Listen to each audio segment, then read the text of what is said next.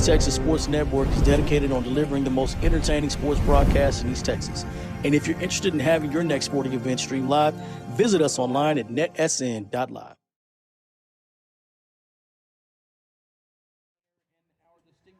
And good evening, everyone. It's high school football on NETSN. Friday's game of the week.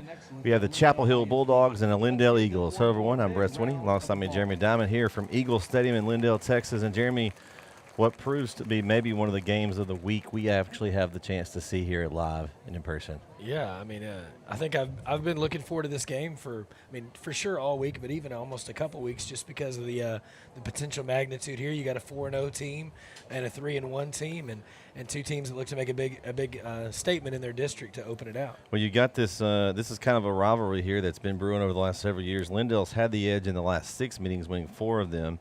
Last year, Chapel Hill did win 42-30, but Lindale's had the best of Chapel Hill. Especially, I don't know when the last time Chapel Hill has beat Lindale in Lindale. They've had trouble over here on the road, so we'll see. Chapel Hill coming in, they said 3-1. It beat Jasper, Gilmer, and White House first 3 weeks, and lost a tough one on the road in Carthage. And I mean, you lose to a good Carthage team. It's not a bad loss by any means. So. And you were up early, right? Yeah, You had the advantage early, and so I think you can take some positives from that. And again, losing to Carthage, there's a long list of teams that have lost to Carthage in the last few years. Yeah. So that's nothing to worry about. Yeah, and then you've got Lindale on their hand coming in at 4-0, cracking the top 10 in the state this week. They beat Hallsville, Mount Pleasant, a thrilling win over Van here a few weeks ago with a game-winning touchdown by Lindig with 31 seconds left in the game. And then a competitive game last week against the Gilmer team, which came off a bad loss and was just looking for some blood, and they were able to stave. I think that was an important win for Lindale because they probably got the best Gilmer team you're going to see all year. Yeah. You had a Gilmer team that it hasn't played up to their standard yet, and so I think they were ready to right the ship a little bit. And again, for Lindale to get the win there was big, and that's really the only game that these two guys have really played where they have the same common opponent, right? And so both teams picked up a win at Gilmer, and so it'll be an interesting matchup tonight, and I'm looking forward to it. All right, tell us about some of the key players, Jeremy. Yeah, sure. So, I think for Chapel Hill, it all starts at the quarterback position with Malik G. He's got over 1,000 yards passing already this year with 10 touchdowns. And then his running back, Stinson's averaging 82 yards a game. And then really the big key for them is the wide receiver core. You've got a two-headed monster in DeMarcian Blaylock, 131 plus yards a game with 11 touchdowns. And then, not a guy that would really play second fiddle anywhere else, but Malik Brown's averaging 77 a game, and he's got 4 touchdowns, right? That's a 1-2 punch. I think that's the difference in Chapel Hill team this year to previous years. You had Brisbane and Stewart for 4 years, kind of in that read option with those two guys on the ground most of the time. And so now you've got Chapel Hill that's got some weapons outside, G that can then sling it around to them, which makes it a little easier for Stinson in the running game to kind of, balance that out. So more of a balanced attack than they have in years past. And I think, on paper, you take off Stewart and Brisbane, you're like, oh, Chapel Hill's going to take a step back. But in all essence, they brought back a lot of defensive players. And then you've got, guys you can throw around the ball to. And I got to see them play against White House a few weeks ago, and just some of the catches, like it's just up there, and they just go get it. Like they've got the athletes that can go get those 50-50 balls.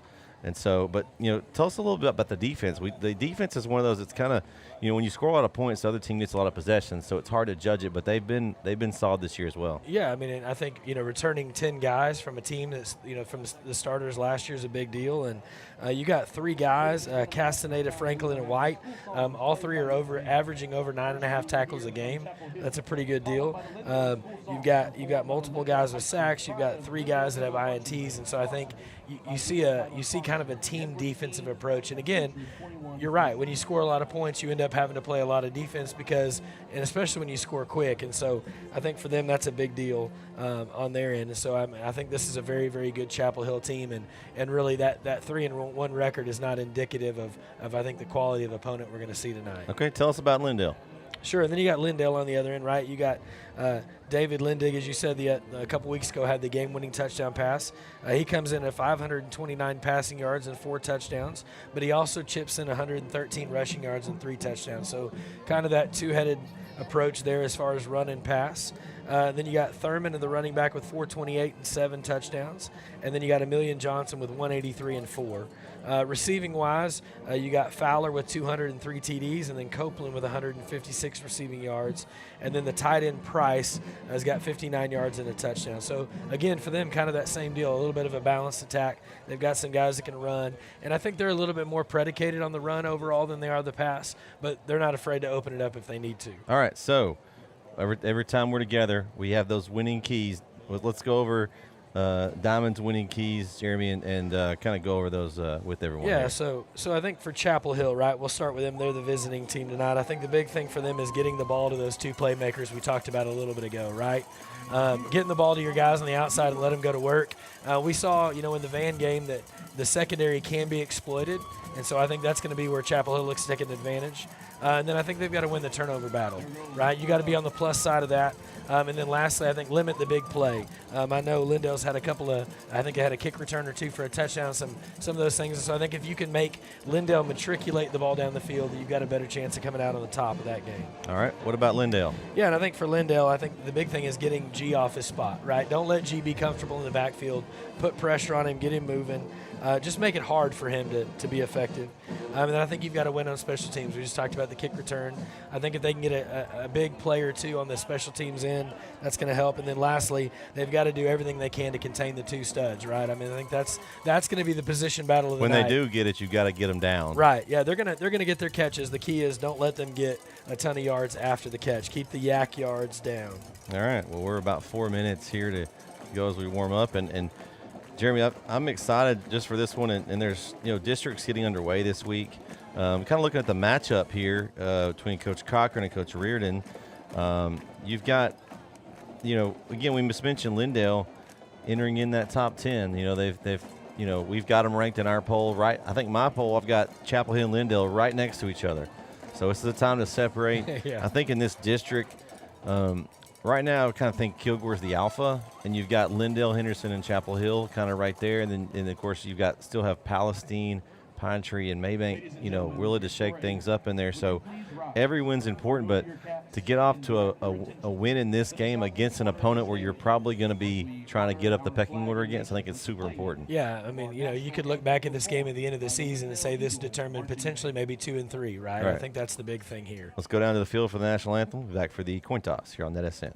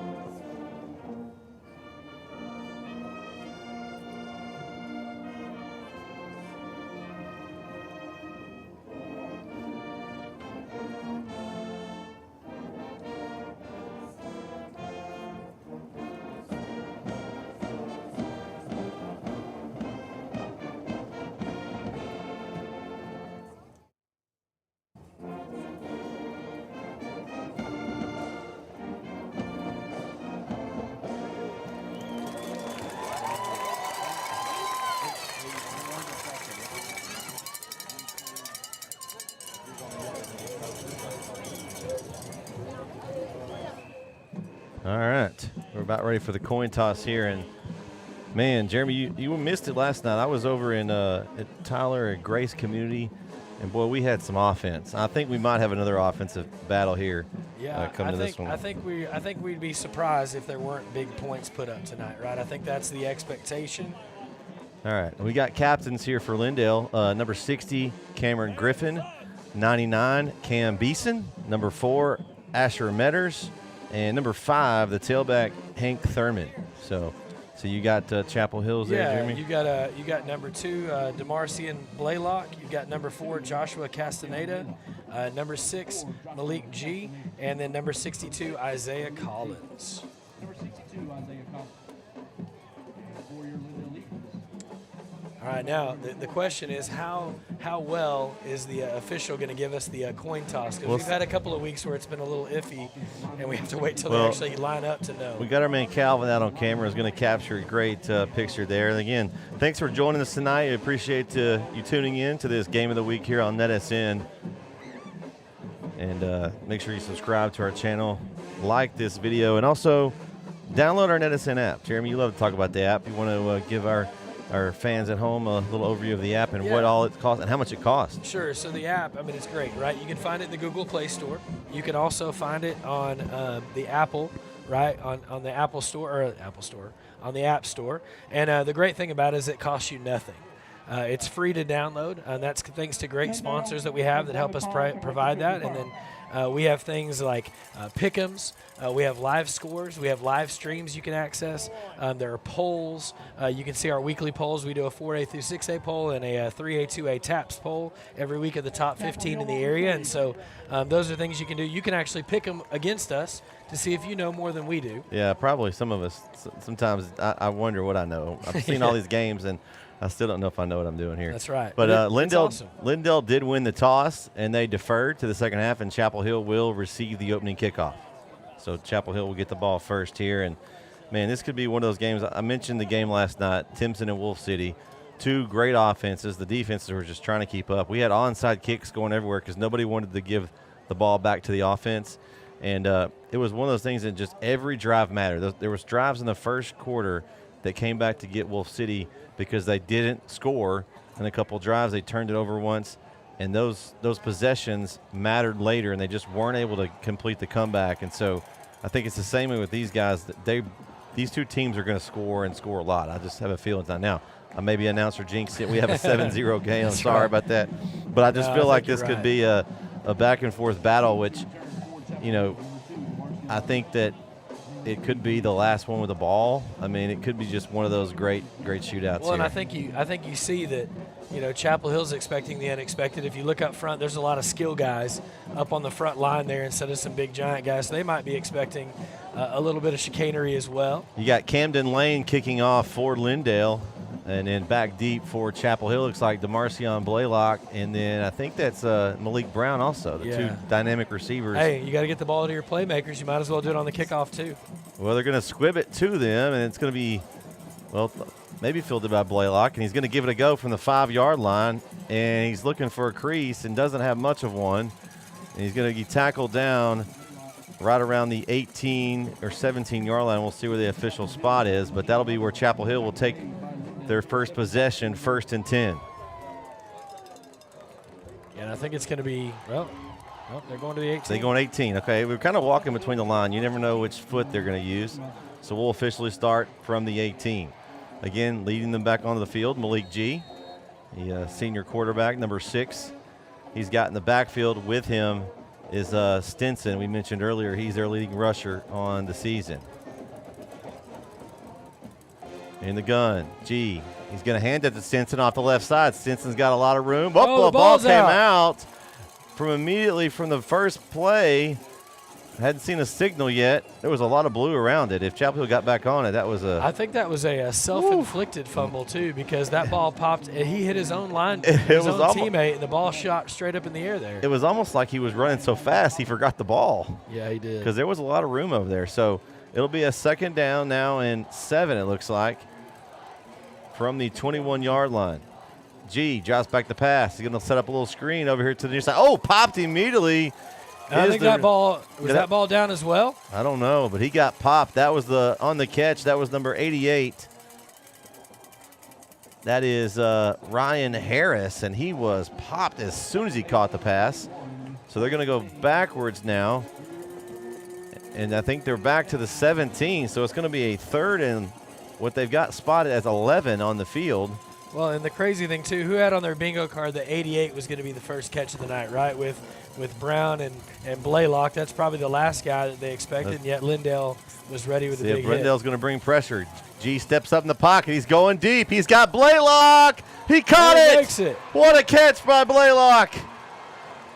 Wow. G did a great job of stepping up into the pocket and found his man Blaylock across the middle. And actually, that was more of a regular catch for Blaylock. We've seen some crazy ones, him stealing out of midair, but a great throw by G. Didn't have to do a whole lot. And I think that was 44 yards through the air on that one, and so big play down to the 39. So it's going to be a handoff up the middle, and it's Stinson. He had no room to go anywhere. They're going to say no gain on first down. Man, there's those big plays, Jeremy. Yeah. You know, and that's the thing. I mean, that's what happens if you get somebody behind you. You know, if that ball had been, if G didn't have, if he had a little bit more space to set his feet, Blaylock's probably still running. So 2nd down and 10, ball at the 39-yard line of the Eagles. Little fake there, and G's going to throw off his back foot and incomplete. Just lucky to get that away. Great pressure for Lindale.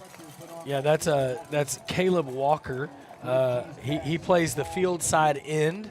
And he and big number 99 Cam Beeson have already made a habit of being in the backfield. I believe, if I'm not mistaken, Walker is committed to Houston. I believe. I think he's their stud defensive lineman. I'm sure there's some Lindale people in the chat that'll correct me if I'm wrong. Yeah. So it's a 3rd down and 10 again for Chapel Hill. So where they go, they're going to go over here, and it's going to be thrown over Harris. Oh, and a late hit. I think could have been a flag. Yeah, that's asking for trouble. Ooh, man, they're not going to fall. Especially on the defenseless part of it, right? He's reaching up over his head. I'm surprised, but 4th and 10 from the 39. Sometimes they'll give him the benefit of the doubt there, but I think the ball was pretty far gone. I think there was a chance he could have slowed down. Yeah, I think it had bounced twice already, but no flags, so they're going to let him go. No. So 4th down and 10. Chapel Hill's going for it, and we got some movement. Yep.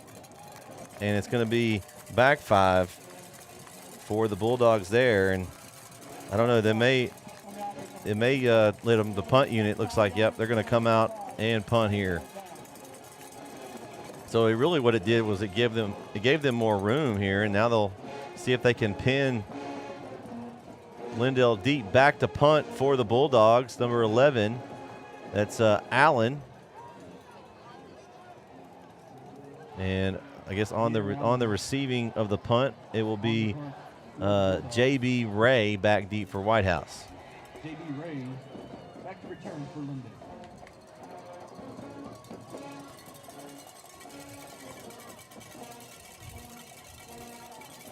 A lot of pressure on that one. High punt. It's going to be fair caught at the 19-yard line by Ray, and Lindale will start their first possession. Now we're going to see a different attack here from Lindale. They're going to come out with a lot of run heavy. I expect a lot of carries from their quarterback. You've got their quarterback number 1, that is David Lindig. I believe he started last year. He's a returning guy. And he's going to carry the ball. And, of course, their leading running back there is Hank Thurman, who's had a really good season so far. Yeah, they're going to – I think their throws are going to be a little bit probably more often than not off of play action, right? Right. Some zone read throws, that kind of thing. And so it's going to look a little bit different. And then they're going to throw immediately back in a double double pass off the play, and it's caught. If he stays on his feet, he's going to score. He is gone. Touchdown, Lindale. Asher Metters came off the end in a trick play out of the books. Wow, Jeremy. That's crazy. And I think that was that Fowler on the throw? It was number 6. That was Fowler. Yeah. Fowler on the throw. So they threw it backwards on a pass, basically a backwards pass, and man. Yeah. Did you have that on your bingo card? I did not have that on my bingo card. 81 yards for a touchdown. Man. What a way to pull out a trick play. Goodness gracious. And we've had 2 big plays already, one from each team. Lindale was able to strike with a touchdown. So on for the point after. The kick is up, and it's good by Pollard. So 9:37 left here in the first quarter. Lindale strikes first. They lead 7-0. We'll be right back here on NETSN. Struggling with mobility, chronic pain, work, or sports injury? At Azalea Orthopedics, our team of highly trained physicians specialize in complete orthopedic care, pain management, sports medicine, physical medicine, and rehabilitation. If you've sustained a bone or joint injury, have mobility or movement problems, struggle with pain, contact Azalea Orthopedics. We're conveniently located across East Texas, serving 18 counties. When visiting your doctor, urgent care, or hospital, you have a choice. Demand Azalea. At Azalea Orthopedics, your health is our priority.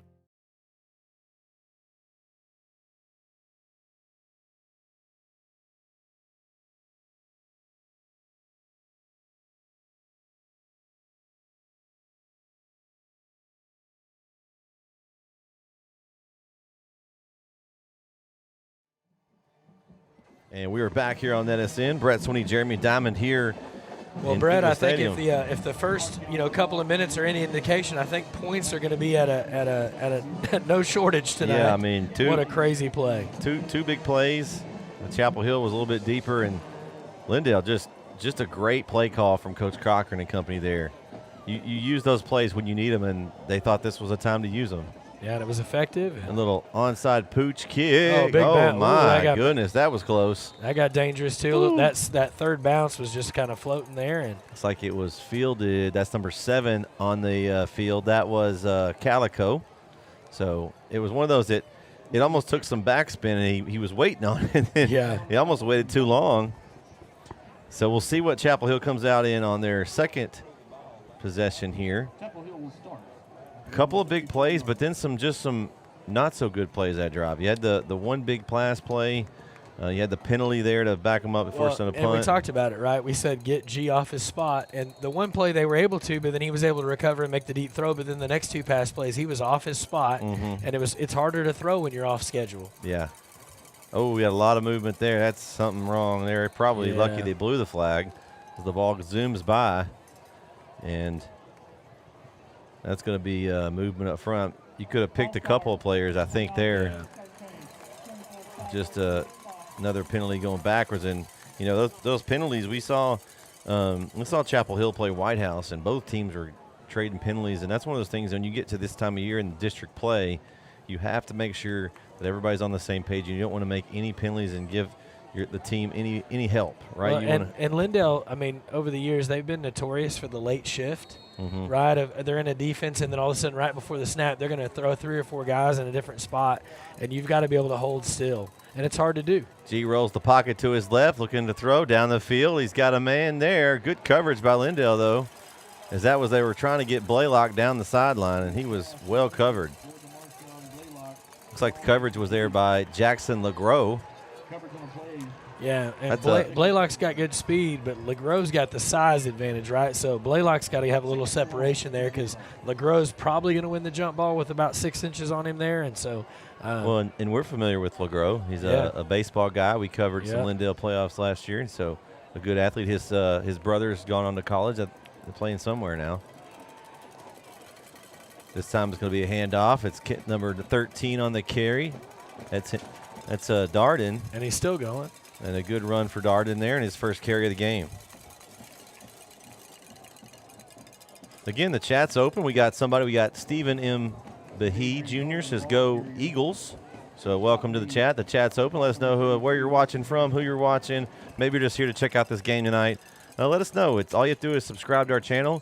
How much does it cost to subscribe to the YouTube channel? It's free as well. Free. So just hit that subscribe button, and you can chat with us and let us know who you're cheering for tonight. Yeah, it was a good 6-yard carry to bring it to 3rd and 9 from 2nd and 15. G steps up in the pocket. He's going to throw. He's got a man there. Oh, he floats one. Ooh, he just overthrew Blaylock. Blaylock was open, and he had some green in front of him. And that was, I believe that was I think that was number 6 there on the coverage. I think it was Fowler there. That ball almost landed right in his hand. And offside. So a free play. I didn't see that one. So that's a good break for Chapel Hill there. They'll get a free play. But I think G's going to see that in film, and he's going to want that one back, though, because he had his man Blaylock open, and it was a lot. He may not have gotten caught. Blaylock's fast. But needless to say, they did get the penalty, so they'll get to redo it here. So now it'll be 3rd and looks like 5 the way they have it marked. And then we got some more movement. Yeah, I'm telling you that linebacker coming up or that safety coming down the hill right before the snap is causing some trouble. Well, if you're a laundry business or an optometrist or something, we would have a lot of flags sponsored tonight. So far, that's already, 3 or 4 penalties? Yeah. So now it's back to 3rd and 10. So we're kind of going back and forth here to be on the same spot. So the ball spotted at the Chapel Hill 34-yard line. 1st and 10. G, back to pass.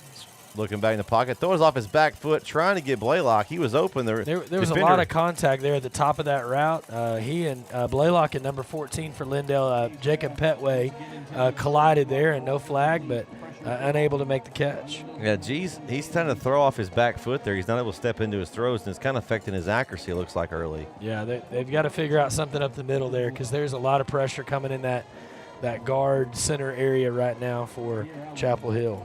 So I don't know if it's one of those, maybe you have to do a screen, let them come up and try to get the screen outside, and we'll see what they do here. They're going to punt here, and this punt's kind of spinning sideways, and it's not going to be able to be fielded, and it's going to go out of bounds around the 41-yard line or 42. Let's see where they actually mark it. Looks like they're marking it at the 41. If it's where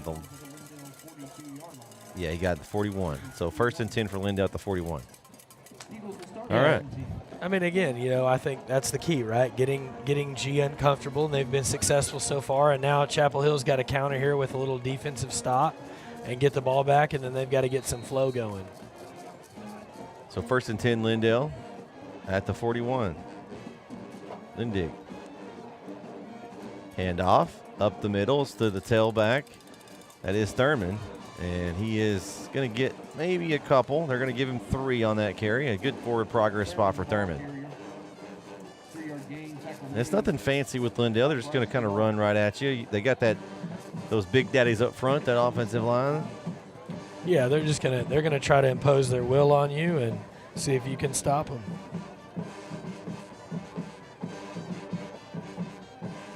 And it's going to be Thurman again. Almost the same play. Just off the right guard there, and it's going to be up to the 49-yard line. So now it'll be 3rd down and 2.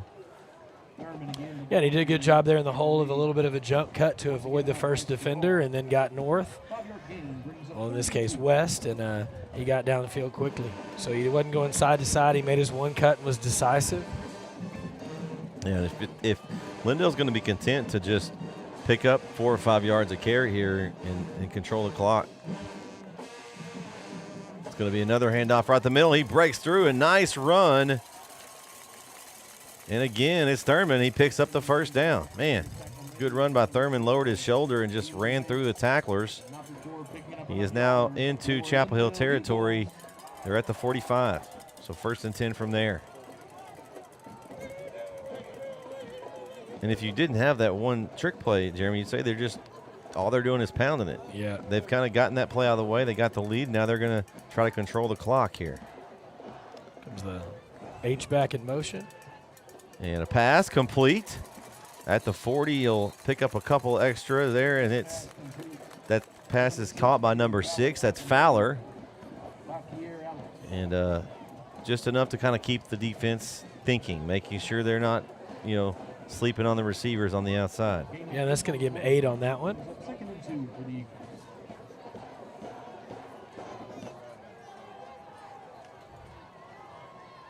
So here we go. 2nd down and 2.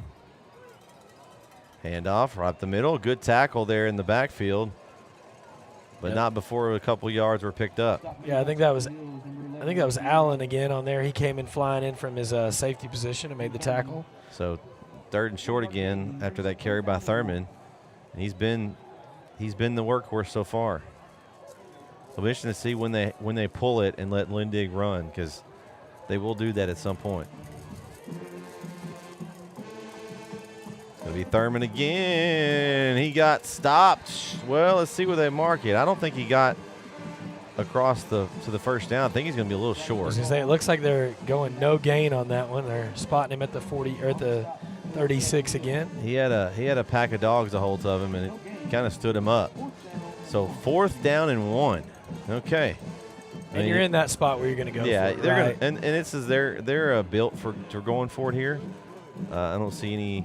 The only thing we talked about this before, but not going under center. I think this is one of those things where you give up, 4 or 5 yards and you have to get it back. There you go, Thurman, straight up the middle, and then he gets the 1st down. Yeah, picked up, 3 there? Yep, he's going to be up to the 33-yard line. But if you can run it that way, I guess it's fine. I feel like that's something they should work on in practice for those short yardage situations. We used to do one where we were in the shotgun, and the quarterback would walk up like he was changing the play and get under center and then go with it. You've seen that, and so. But again, if that's your bread and butter and you're used to it and you get the speed downhill, I think that's the key. You just have to your line has to hold blocks a little longer. Yeah, the interior of the Lindale offensive line has done a good job of doing that so far. So 1st and 10. Lindale in the gun. He's going to give it this time to Fowler. He spins off the first tackler, and he's still going, and he's going to pick up the first down. Nice run for Fowler. Get him a little carry this time. It's like the 22-yard line, so 11 for Fowler. Man. Try to change it up a little bit, give a different guy a look there. And yeah, kind of that green package, the 2-back. You can go either direction. You can lead with one. You can do all kinds of stuff with it, and they were effective there. And it's going to be a pull for Lindig. I knew it was coming. There he goes, and he is going to score. Touchdown, Lindale. So 22-yard touchdown run for Lindig. Man. Yeah. I mean, they lulled him to sleep, handoff, and then, I knew it was coming at some point. Didn't know when. That was a great pull, too, because he had everybody faked. And then a great job of him by hitting the outside and then cutting it back and going untouched into the end zone. So on for the point after is Pollard. Good snap, good hold. Kick is up. And good. So with 4:05 left in the first quarter, Lindale up to a 14-0 lead over Chapel Hill. We'll be right back here on NETSN. The Friday night lights are shining, and we are teaching driving. CDL Training Academy is your resource to a better career. Come and get trained and get tested right here in Henderson, Texas. CDL Training Academy. Visit our Henderson, Texas office or online at cdllearn.com.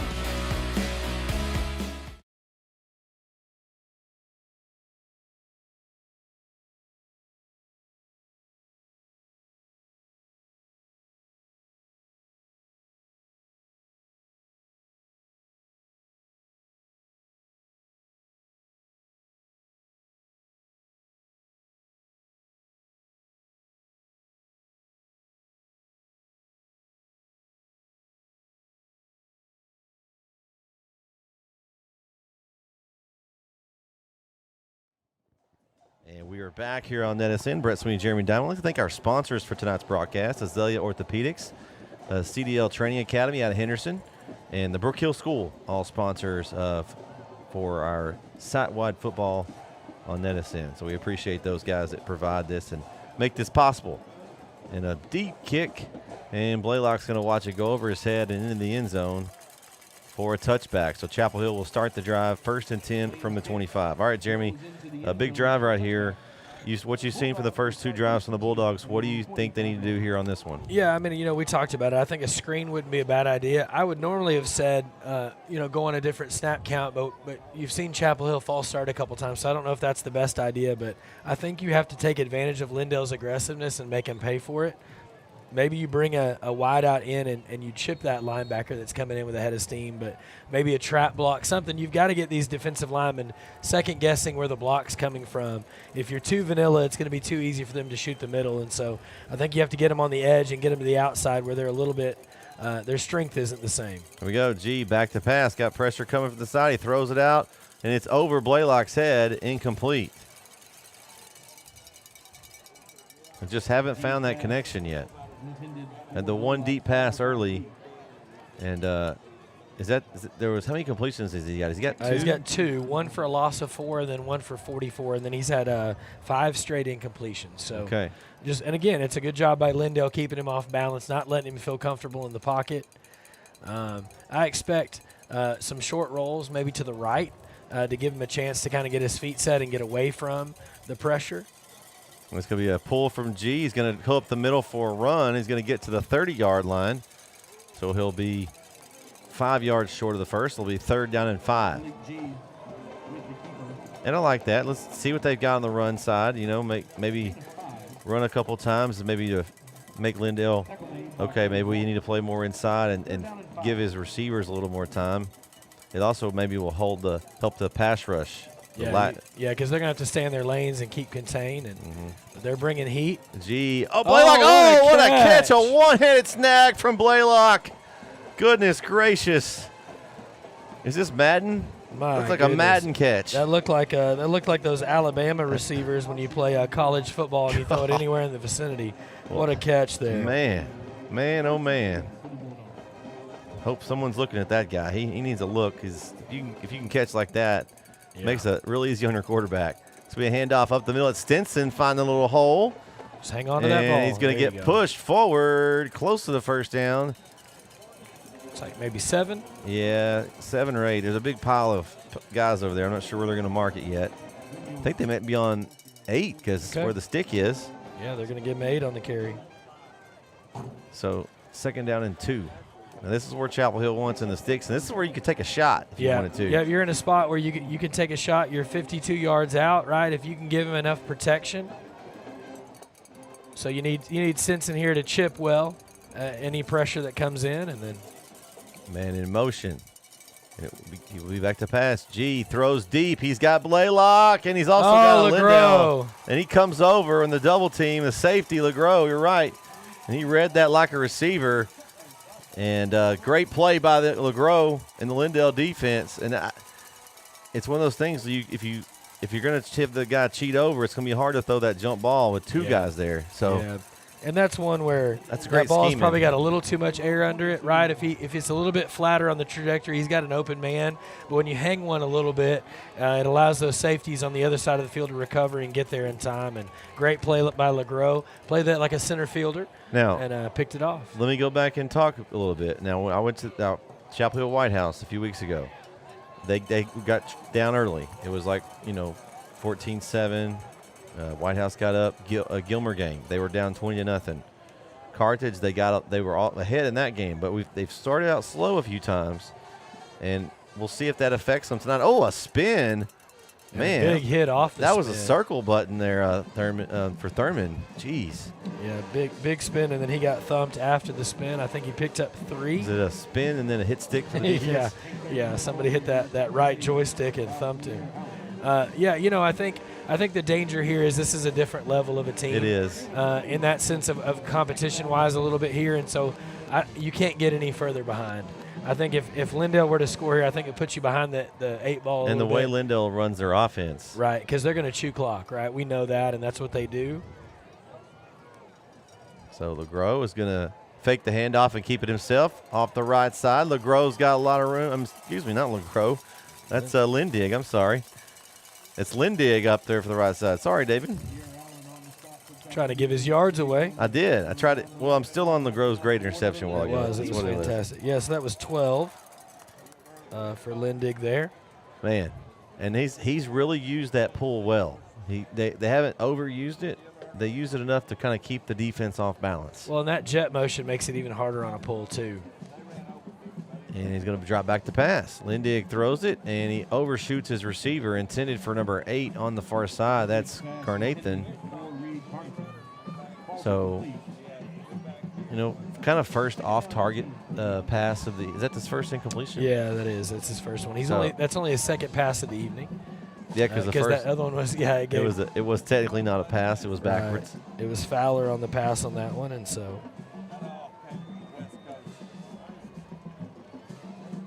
Second and 10. Handoff. I think that might be a different back there this time. Let's see who that was. Is that? No, it was no, 5. No, still 5. I was thinking it was 2.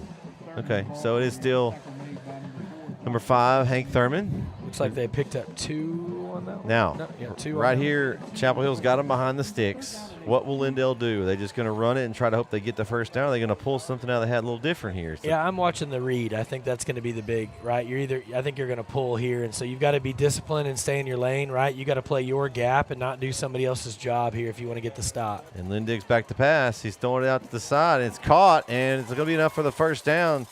And they thought they shoved him out of bounds. Okay, they did spot him out. It's like, whoa. Yeah. That was going to be a catch there. That's Thurman. And so he comes out of the backfield and makes the catch for the first down. Nice play call there for Coach Cochran and company. You kind of act like, hey, I'm not going to go to the back, but then they check down short pass and let Thurman do his work. Yeah, so 17 on the reception there for the first down. Yeah, great little play there. Got him matched up with a linebacker, and the linebacker couldn't keep up, and able to get the first down. They're sneaking him out of the backfield on a little out route there.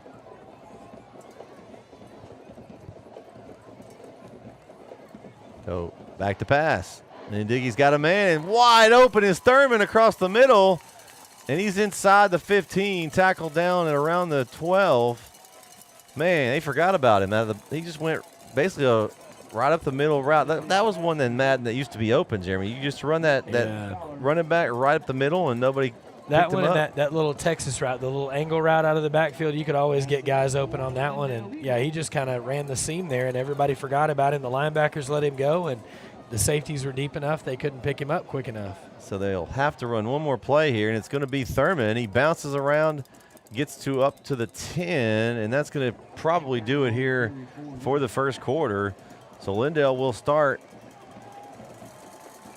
in great position here at the Chapel Hill 10 when we start this second quarter. So through one here in Lindale. Lindale leads Chapel Hill 14-0. We'll be back for the second quarter here on NETSN. This is where legends rise and moments are made. They're still on his feet. Come on, let's still on his feet. From the buzzer beaters to the game winners, we bring you the action. Raw, real, relentless. We cover every angle, every story. From the streets to the stadiums. He's going all the way. Your favorite athletes. Your teams. Ford breaks a tackle. Oh my gosh. Your passion. All in one place. New games, live shows. Here he goes. He's got some blockers. This is the future of sports media. There he goes. Picked up into the secondary. This isn't just a network. This is a movement. Ooh, oh, he ran over the defender. Welcome to NETSN. Game on.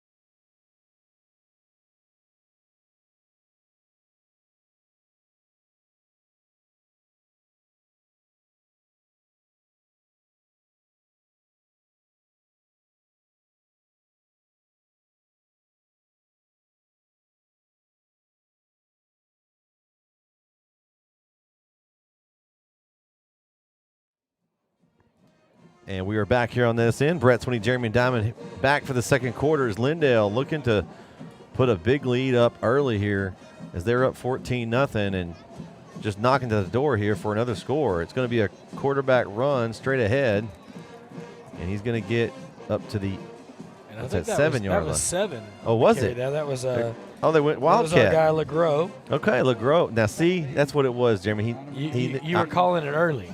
I was. So LeGros is in right now, and they've basically gone in a Wildcat formation. He's got to his right there, he's got his buddy Thurman, and we'll see what they do. Maybe it's like a goal line package. Well, this is interesting because Lindig's been a good runner, but maybe LeGros got a little bit more bulk to him, so maybe that's the thing here. And they're going to spread everybody out, and it's going to be a quarterback draw, and he gets kind of clipped. What a snipe tackle there. Yeah, by number 19, Jeremiah White, came in there in the submarine play and took him down. He just clipped his ankles, and so that's going to bring up 4th down, and it looks like Lindale's going to roll out the kicking team and take that 3-possession game. That's the key to this right here. That's why it's not a bad thing for them to take the points. Yeah, we said points were going to come in a hurry. We didn't know that it was going to be a little bit lopsided early. Right, and again, Chapel Hill's done this before. They've been behind and come from behind. Yeah, I think this is a big stop here. If you can get them to 3, or even if you can cause a miss here, that's going to be huge for your confidence and for your team. Good snap, good hold. Kick is up. And it is good. So with 10:36 left here in the first half, Lindale now up 17-0. We'll be right back here on NETSN. Brook Hill is more than a school. I am more than a teacher. We're more than a classroom. This is more than a performance. That is more than a scoreboard. At Brook Hill, you are more than a student. Brook Hill provides a Christ-centered education that more than prepares students for college. It prepares them for life. Brook Hill is a place to grow, a place to belong, a place to thrive. Are you ready for more?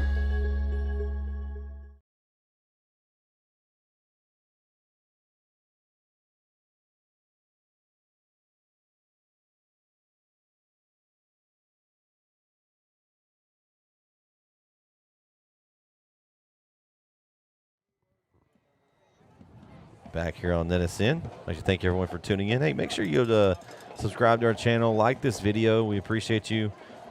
Those that are watching for Chapel Hill Lindale, we'll be in Palestine next week to cover the Chapel Hill Bulldogs and the Palestine Wildcats over there. And then the next week we'll be in Palestine again for Lindale and Palestine. So we'll have these two teams, and also Lindale one more time this end of the season in Henderson. So make sure you subscribe so you know when we have your team on our network. It's going to be fielded by number 7. He's going to go east-west and go backwards, which ends up losing a few yards. That is Calico.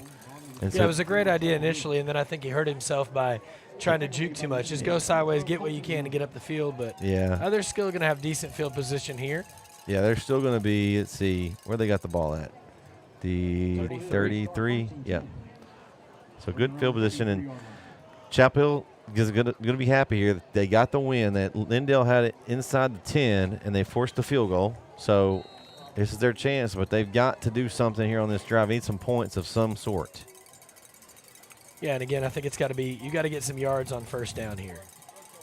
G looks right, throws deep, and he overthrows his man, intended for Malik Brown. It looked like Brown kind of stumbled out of his break, off the snap there, and didn't quite get up to speed. It almost looked like the turf monster got him a little bit there.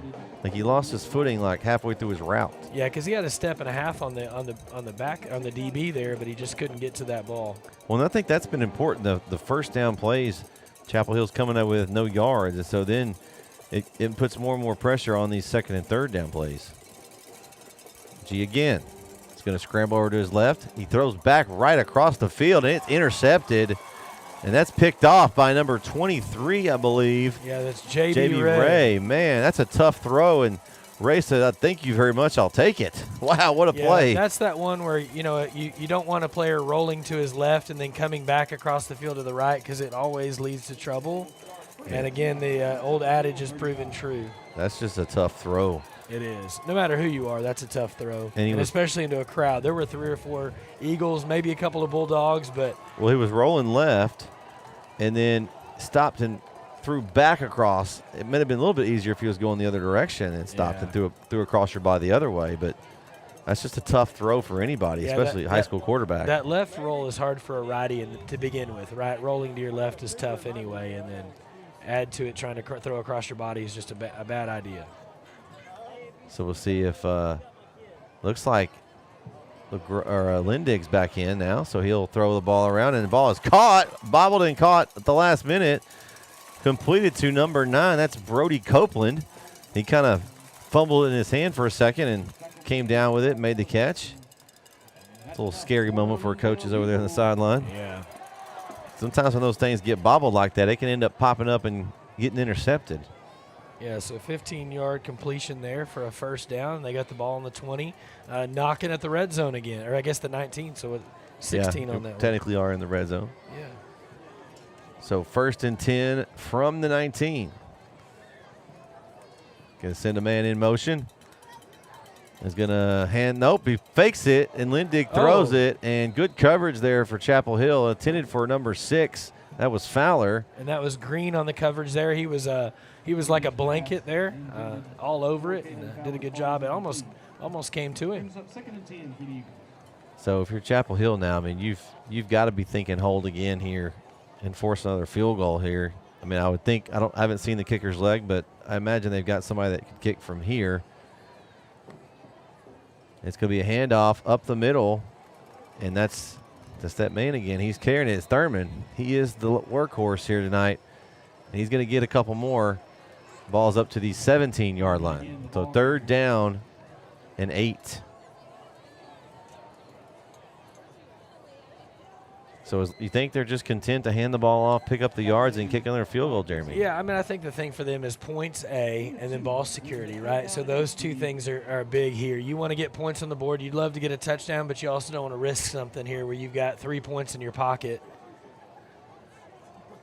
So it's 3rd and 8. I know it says 7 there, but they've got the ball on wrong here in the stadium. Yeah, it should be on the 17. Yeah. So it's going to be a handoff right up the middle and bouncing around. He's going to pick up the first down and more. He's going to get close to the 5. I think they're going to spot him at the 7. So 1st and goal for Lindale on a run. Nothing fancy, just straight up the middle with Thurman. I've been impressed with Thurman. Yeah. I mean, just his ability to keep moving. He's not messed. He's not slow. Hold on, we had a face mask too down here, Jeremy. Oh, so we're going half the distance to the goal. Yeah, I didn't see that. The flag was down here on this near side. So it's going to put the ball at what, the 3.5? Yeah, so it'll be inside the 5 now. And Lindale just doing whatever they want right now.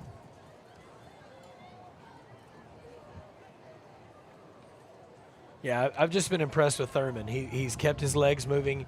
He's quick, and he doesn't stop on contact. Thurman again with the carries, tackled just short of the the goal line. Yeah, and that was 21. That was Jacorian Wade there on the tackle. Yeah, so it's going to be 2nd down and goal from the 1 now.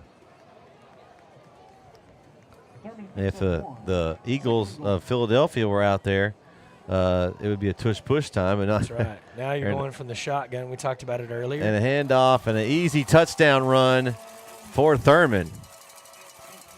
Wow. So 23-0, Jeremy. Did not see this coming. I was going to say, we talked about scoring. We thought there'd be a lot of it, but we didn't think it was going to be one-sided early. And if you're Lindale and it's homecoming for Lindale here tonight, the fans are getting a treat so far. Yeah, on the way in, I saw probably the largest mum I've ever seen in my life. That thing was hanging from the stadium, and it was massive. So they talked about. I was talking to somebody about it, and they were going to call the Guinness World Records about it. Kick is up and good, and they said it was going to cost them $16,000 or something to call Guinness out here to get the world record. So that's crazy. Yeah, so they decided not to. Just to send somebody with a piece of paper and a measuring stick. Yeah.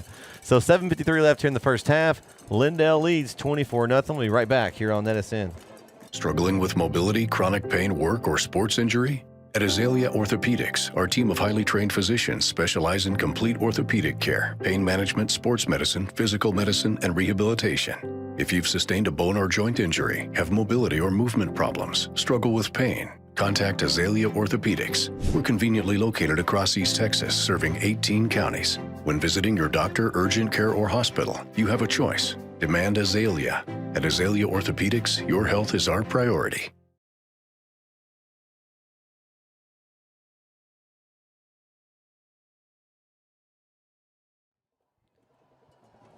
And we're back here on NETSN as Lindale set to kick off here again, as they've had 4 possessions ending in scores, 3 touchdowns and 1 field goal.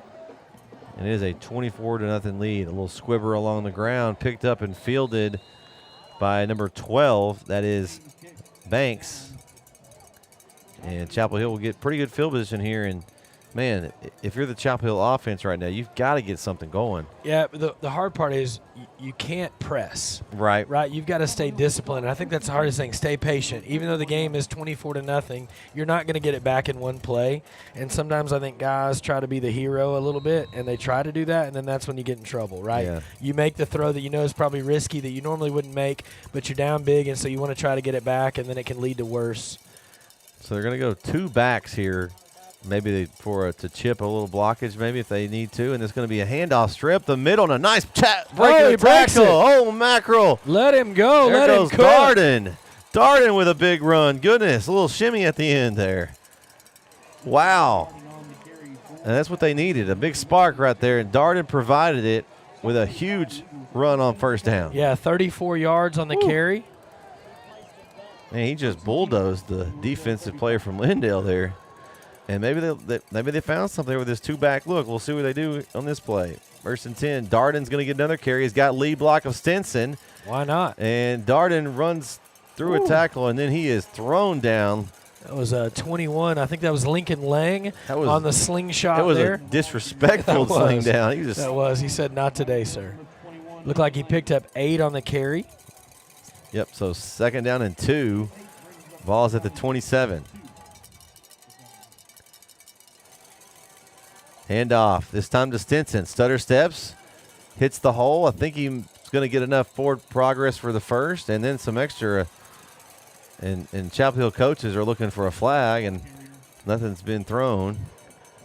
Stop made by Maddox. That's one of those tough ones where they blow the whistle. And yeah, I hate that. It's the hardest thing because, I don't know. Somebody's going to get hurt one of those, right? You always worry about a guy going too far or somebody getting hurt or somebody's going to do something foolish there because of it. So you'd love for him just to stop, So first and 10 at the 25. Chapel Hill trying to get something going here in great field position here. And it's going to be a handoff to Stinson, and he is just beat around like a ping pong ball there. Yeah, that one didn't help either because of the snap was a little bit high. And so because of the high snap, I think it slowed down the timing of that run. Yeah. And so by the time Stinson had the ball, there were 3 Eagles waiting on him. Yeah, that's tough. That's when you feel like you just got beat up. Yeah. So second down and 12. G back to pass. He throws out to the right on the far side, and there's going to be a flag thrown. And a catch. And touchdown, Chapel Hill. Malik Brown with a catch. Wow. Now there's a flag. Is it going to be offensive? Well, usually when the guy throws the flag and then still gives the touchdown, that's a pretty good sign that it's defensive, but I've been fooled before. They do give it to him, and a touchdown pass. Is that 25 yards? It was 27. 27. Because of the 2-yard loss the play before. 27-yard touchdown. That's G to Brown, and see what they do here. They're going to go ahead and just take the one for now. Not going to chase points here this early. On for the point after is number 44, Estevan Sandoval. A little high snap. Oh, it's blocked. It's blocked, and Lindale's got a chance to return it. It's scoop, but is he going to make it? And cut it back. He's getting caught and from he behind. got tackled down. Great hustle play by number 9 of the Bulldogs, Bryce Stegall. And it's a good play for them on that end, but now you went safe and you still didn't get the point, so now you're down 18. Yeah. It's kind of a double-edged sword there. You went safe, and then you got the point blocked. So, but 6:09 left. Needless to say, Chapel Hill does get on the board. They're going to need their defense to step up next possession here. We'll see what they do. We'll be right back here on NETSN.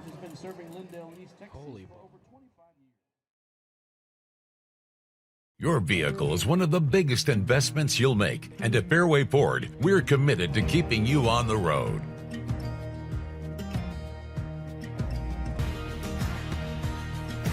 Our service technicians are experts in all aspects of every vehicle we put our customers in. And with our mobile service, you can stay safely where you are. Our team comes to you to fix whatever issue you're having.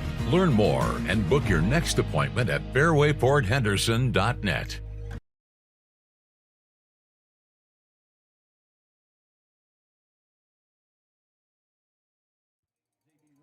And we're back here on NETSN as Chapel Hill gets some points on the board and looking for some defense here as Sandoval set to kick off. And it's going to be a little short kick fielded by number 14 of the Eagles, and a great return. That is Petaway. And Jacob Petaway with a good return across midfield. It's going to set up great field position for the Eagles. You got to love that when your up man's able to return one like that. Yeah, he was decisive on that and just took the ball and said, I'm going to get what I can. And he was able to cross midfield and I think get the ball to the 46 on the plus side. Ball will be spotted at the Bulldog 46. So score updates, Rockwall Heath, 24, Legacy nothing. Tyler High is losing to Highland Park 35-21. NAC has a 21-0 lead on Jacksonville, and then Mount Pleasant's up 3-0 on White House. It's a handoff straight up the middle. Good tackle there by number 4, Joshua Castaneda there. That's Thurman again, straight up the middle again for, looks like they're going to give him 4. Tackle made by Chapel Hill's number 4, Joshua Castaneda. Number 11. Castaneda is one of those guys. He's a ball hawk. He loves to find that ball. He's good at it. Kind of filling that Trevor Brooks role from last year, as Trevor had graduated off and has gone off to college. But he was their tackler last year. He was always finding that ball. Castaneda does a great job of doing that. Handoff again to Thurman. Chugging away yards. Is going to pick up the first down up to the 34-yard line of the Bulldogs. Yes, another 8 for him. He's just churning yards. It's just he doesn't go down behind the line of scrimmage, and he's always leaning forward. It's right? nothing flashy. Just run straight ahead. He finds the hole immediately and he goes with it. He's not hesitating and waiting too much. He's hitting that hole. Thurman, ooh, and say that, and the turf monster got him at the 45. That white line reached up and grabbed him. And yet he still was able to get no gain, right? Like, yeah, it was not a great play, but again, not a loss, even though he tripped and fell. Gets back to the line of scrimmage. Henderson's up 29-14 on Palestine. Okay. So another local score. There are a couple teams that we've done this year, and we'll have a couple more games of theirs. Jefferson's up 21-8 on Gladewater. Hand off, Thurman looks for a hole, patiently waits and finds it, breaks through some tacklers, trying to continue to run, and he's going to get taken down at the 20-yard line. First down, Lindale. Yeah, just so impressive by his running. Another 14-yard carry for him. And he just kind of stayed patient behind his blockers, and he hits the hole really hard. And again, not too shifty, just does those little things. He just lets those big guys up front do the work, and then he just finds the holes that they leave. Hand off. Right side. Oh, and a hit. What a hit. That's a hit stick. That's your guy, Castaneda. He was hunting. He was head hunting, and he got it's like, one. did you get the license plate of that truck, Jeremy? Man, that was a big one. That was a 1-yard loss on that hit. Great play by him. He got downhill and goodness. Hawkins Union Grove. Hawkins is down 6-14 at halftime. So another score there in the area. Big game there. It's gonna make 3-1 teams. It'll make Thurman think a little bit maybe about coming through there. Second guessing. Oh, and a good defensive play for the Bulldogs. Yeah, great job there. Got there right as the ball got there. That was Zero Jenkins on the play there on the pass breakup. That pass was intended for Brody Copeland, so it'll be 3rd down and 11. So another big play here. It would be big for Chapel Hill to not to allow a touchdown. If they can keep them out of the end zone here for a few possessions and give themselves a chance to get back in this game. You know, Chapel Hill did receive the opening kick. Yeah, I think you get a stop here, you get a score, and then it looks like Lindale is going to take a timeout. So we'll take you with him. 3:18 left here in the first half. Lindale leads Chapel Hill 24-6. We'll be right back here on NETSN. Struggling with mobility, chronic pain, work, or sports injury? At Azalea Orthopedics, our team of highly trained physicians specialize in complete orthopedic care, pain management, sports medicine, physical medicine, and rehabilitation. If you've sustained a bone or joint injury, have mobility or movement problems, struggle with pain, contact Azalea Orthopedics. We're conveniently located across East Texas, serving 18 counties. When visiting your doctor, urgent care, or hospital, you have a choice. Demand Azalea. At Azalea Orthopedics, your health is our priority.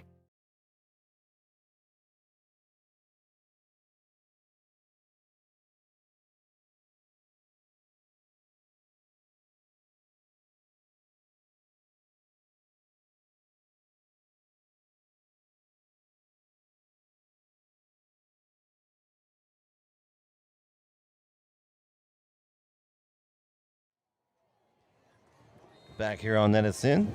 So we have the halftime shows coming up. We'll have both shows live and with the sound and everything. So make sure you stay tuned for the great bands of Lindale and Chapel Hill. It's a part of the football season as well. Ooh, and Lindig with a low throw and an incomplete at the feet of Thurman. That looked like a Fowler there got a little bit of head start. Looked like a little arena ball on his motion there. I'm pretty sure he was about 3 steps forward before the ball was snapped, but nobody seemed to notice, and so. Well, I mean, I guess if they don't blow the whistle, I guess it's not a penalty. It doesn't count. So 4th down. I thought they would just trot the field goal unit on, but the offense is still out there. Okay. They're not going to take points. They're going to try for the 4. They'll see what they pull out of the hat here, Coach Cochran and company. We'll maybe see if they try to get them offside here, maybe. They could, and then they call timeout. Nope, they're gonna snap it. They're gonna throw. It's Lindale on the far side. Coverage is good and incomplete. Great play. Is that Green? I think that's Green over there with the coverage, Jeremy. A pass was intended for, is that number 2? No? Who was it? It was Reed Carnathan was they were trying to hit number 8. Okay, 8. Okay. It's hard to see that number. Those all look like zeros. Yeah, sometimes when they get scrunched up like that, 0s and 8s look the same. Okay, so huge play in this game, Jeremy, right there. They went for it, didn't get any points, and now Chapel Hill has a chance to go down before half and get another score. They get down and get a touchdown and make this, Yeah, and I think if you're Lindale, right, you're like, well, if we score here and then we can score again when the half starts, right? I think they were trying to get that double down there. So here we go. 1st and 10, Chapel Hill. It's going to be a handoff, and it's that man again, and he is loose, and man. He's running like a man possessed. Darden has run hard tonight, I'll tell you that. Darden has been impressive. Yeah, so 12 for Darden on that one. He's that guy that I don't want to get in the way of. If he's running at me, I'm running the other direction. Yeah, there's gonna be a lot of submarine attempts on him, right? You're gonna try to get him at the ankles because you don't want to get hit by his shoulder pads because he runs with a lot of fury and a lot of force. It's been the running game that's kind of moved the ball for Chapel Hill. Oh, little fumble. No, ball, and it got picked up by Lindale. And just as they were getting something going, Jeremy, Lindale gets the fumble, and they're right back where they were basically a minute ago. Yeah, it looked like a mesh point issue there. Yeah. Was that like a double? Looked like a double run where they're going to fake one way and go the other way. Yeah, it looked like they were going to fake the jet and maybe go the opposite direction, and they kind of got all tangled up, and the ball hit the turf, and unfortunately the Lindale Eagles came up with it. Man, another huge play. We talked about how costly turnovers would be in this game, and that's the second one for Chapel Hill. It's the third one. They have 2 INTs. Oh, 2. That's right. That's right. On that little when he threw back across the field there on that. You're right. 2 interceptions and 1 fumble. So 3 turnovers in the first half for the Bulldogs. Not what you want to see. So and I believe the first 2 turnovers turned into points. So we'll see what happens with it. Lindale, it's a pick. Can he go? There he's going to go. It's your man, Castaneda. Castaneda's going all the way. Touchdown, Chapel Hill. You said the man was a ball hawk, and he said, yes, sir, I am. 73-yard return for a touchdown. What a momentum. Uncle Mo said, hey, I'm just going to trot back over this direction. Man, we went from going for it on 4th down. What a swing of emotions there, Jeremy. We had 4th and 10 or 11. Lindale doesn't get it. Chapel Hill, first play. They fumble it and give it back to Lindale, and then a pick 6 here. Goodness gracious. Yeah, you couldn't have scripted that. So it looks like Chapel Hill is going to go for 2 here, try to make it a 10-point game, and they're going to reset the play clock. Yeah, and a smart play here, right? You had your first extra point blocked, and so you're going to try to get back to the points that you should have and get yourself to 14 here. Still in that 2-back set here with G in the middle. It's going to be a play action. He's going to throw it in the end zone. It's got Blaylock for the 2-point conversion. Mama, there goes that man. They lost him. That's the guy you don't want to lose if you're Lindale. So just like that, the game is now a 10-point game. Lindale up 24-14, 2:18 left. Don't go anywhere. You're going to want to see this. Right back. The Friday night lights are shining, and we are teaching driving. CDL Training Academy is your resource to a better career. Come and get trained and get tested right here in Henderson, Texas. CDL Training Academy. Visit our Henderson, Texas office or online at cdllearn.com.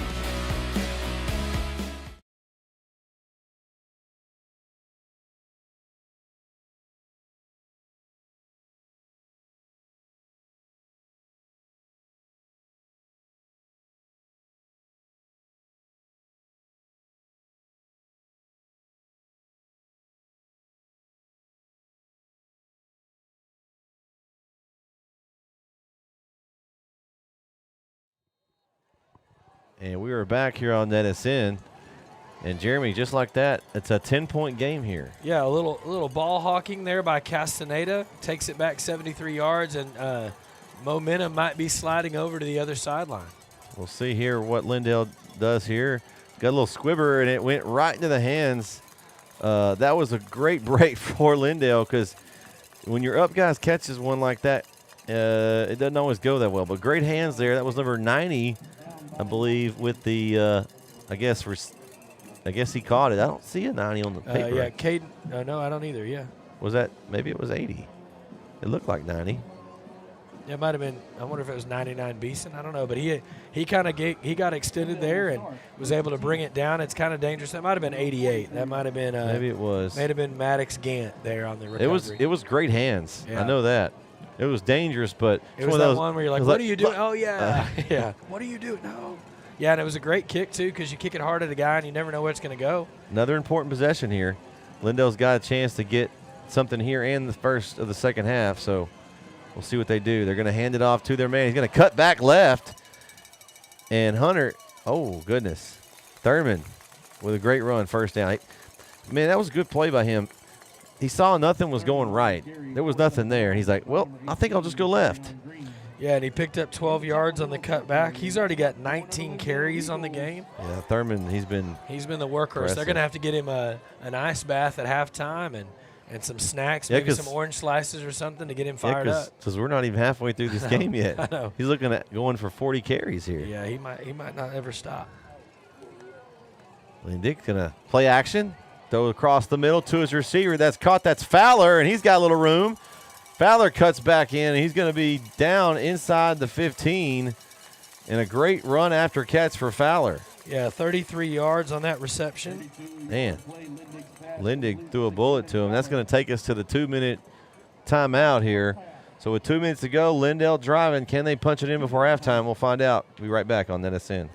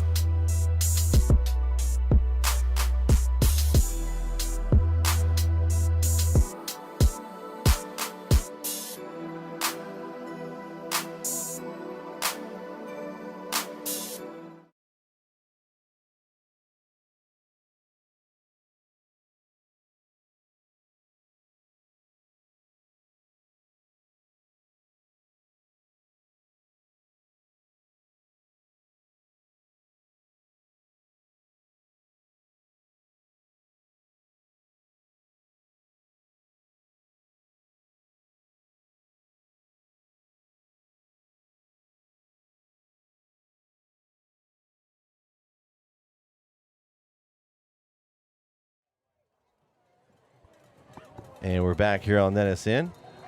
So 1st and 10, Lindale at the 11-yard line. They can pick up the first down at the 1. Lindig, handoff, up the middle, straight ahead, and Thurman's going to get a nice gain and get to the 4. He's just so slippery. He's just like yeah. slipping through the hole. I feel like guys think they've got him squared up, and then all of a sudden he's not there anymore. It's like he's shifty, real quick shifty. Yeah, he's not. He he maybe not be the fastest guy, but he's got great feet. He's done a good job of changing the angle of attack. Right, the defender looks like they have him squared up, and he's able to move just a little bit and make a man miss. So 2nd down and 3 from the 4. And you got a little movement, and that's not where you want to get a penalty if you're Lindale. That's going to back them up 5 yards. Make this a little more interesting here. Yes, the ball is going to go back to the 10-yard line there, 9-yard line. Yeah, 9. So it'll be 2nd down and 8.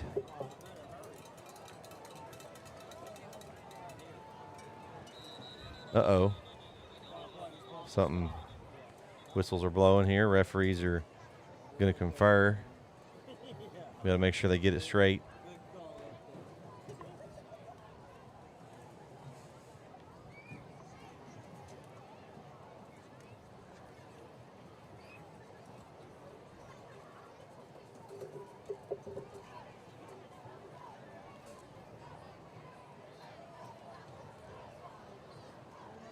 Yeah, so I think it was a spot question. I thought it should have been the 10. It was on the 5, but I don't know if that's the question. False start, stop the running clock. Therefore, there'll be a 10-second runoff. Lindale has declined to use a timeout to abate it. Therefore, set the game clock at 1 minute even. Okay, so it's going to be the runoff there. It's interesting that they didn't use a timeout. Maybe they don't care. Maybe they don't want to live too much time on the clock. Yeah, I think that's the thing. I think you're going to try to chew as much of this off as you can, and so 10 seconds doesn't hurt you here.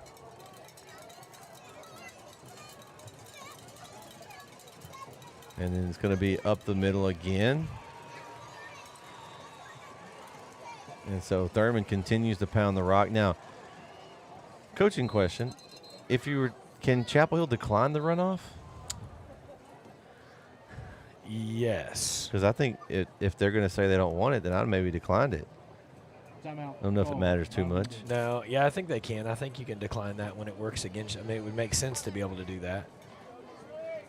So ball now at the 8-yard line. But I think if somebody did that to me and I'm the offensive coordinator, I might try a little bit harder to punch it in. Yeah. I might go, oh, okay, and, fine. And you want us to keep the 10 seconds? We'll do something with it. It's that gamesmanship a little bit. Who called the timeout there? Because they didn't. Yeah, I think it was Chapel Hill. Okay, because they didn't mark it off. I think on either team on the board. So it's a 3rd down, and they're saying 8 on the 8, but they can get the 7. They can get the first down at, I think, at the 1. Yeah, so it should be 3rd and 7 on the 8. So another big play here. See if Lindale can punch it in, or are they going to have to settle for another field goal attempt? And trying to give him a jump, get some cheap yards. Chapel Hill almost did. They declined to do that for them. They almost did. Somebody got twitchy, but so Lindig will hand it to Thurman. Thurman coming right. He's going to be almost tackled down and then knocked out of bounds. Yeah, Castaneda just missed the tackle on that. And then a kind of a violent collision there on the sideline. So to see where they get it. I think that was Jenkins on the big hit there. Looks like they're going to mark him at the 7. It'll be out of bounds. It'll be 4th down. I think if you're Lindale, you got to take the points. Yeah. Yeah, you have to here. With the game being a 10-point game, right? You'd love to have the touchdown, but if you've gotten 1 yard, 1 yard, 1 yard. And you get the ball to start the half. So you'll take the points and then you can push it out. If the hope would be to go up 13 here and then maybe be able to go up 20, after the half on that first drive after the halftime. Good snap. Kick is up. And good. So with 32 seconds left here in the first half, Lindale extends their lead 27-14. We'll be right back here on NETSN. We would like to thank Christine Vasquez, CPA, PLLC, the official accountant of NETSN. Have you sustained a bone, joint, work, or sports injury? Problems with mobility or movement? Suffer with pain? Contact Azalea Orthopedics. Our specialists serve patients across East Texas. For proven, trusted medical care, you have a choice. Demand Azalea.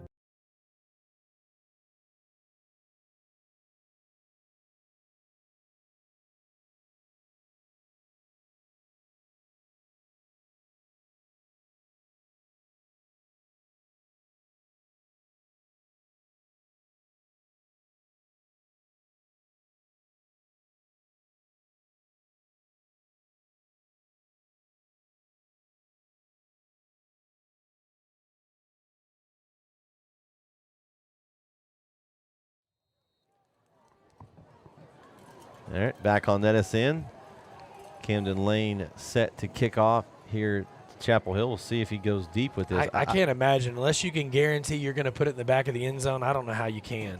Well, they're going to squib it, and it's going to be fielded at the 27, and that's number 10. On the ball came out. It was Stinson, and I think.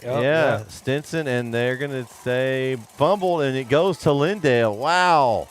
So still.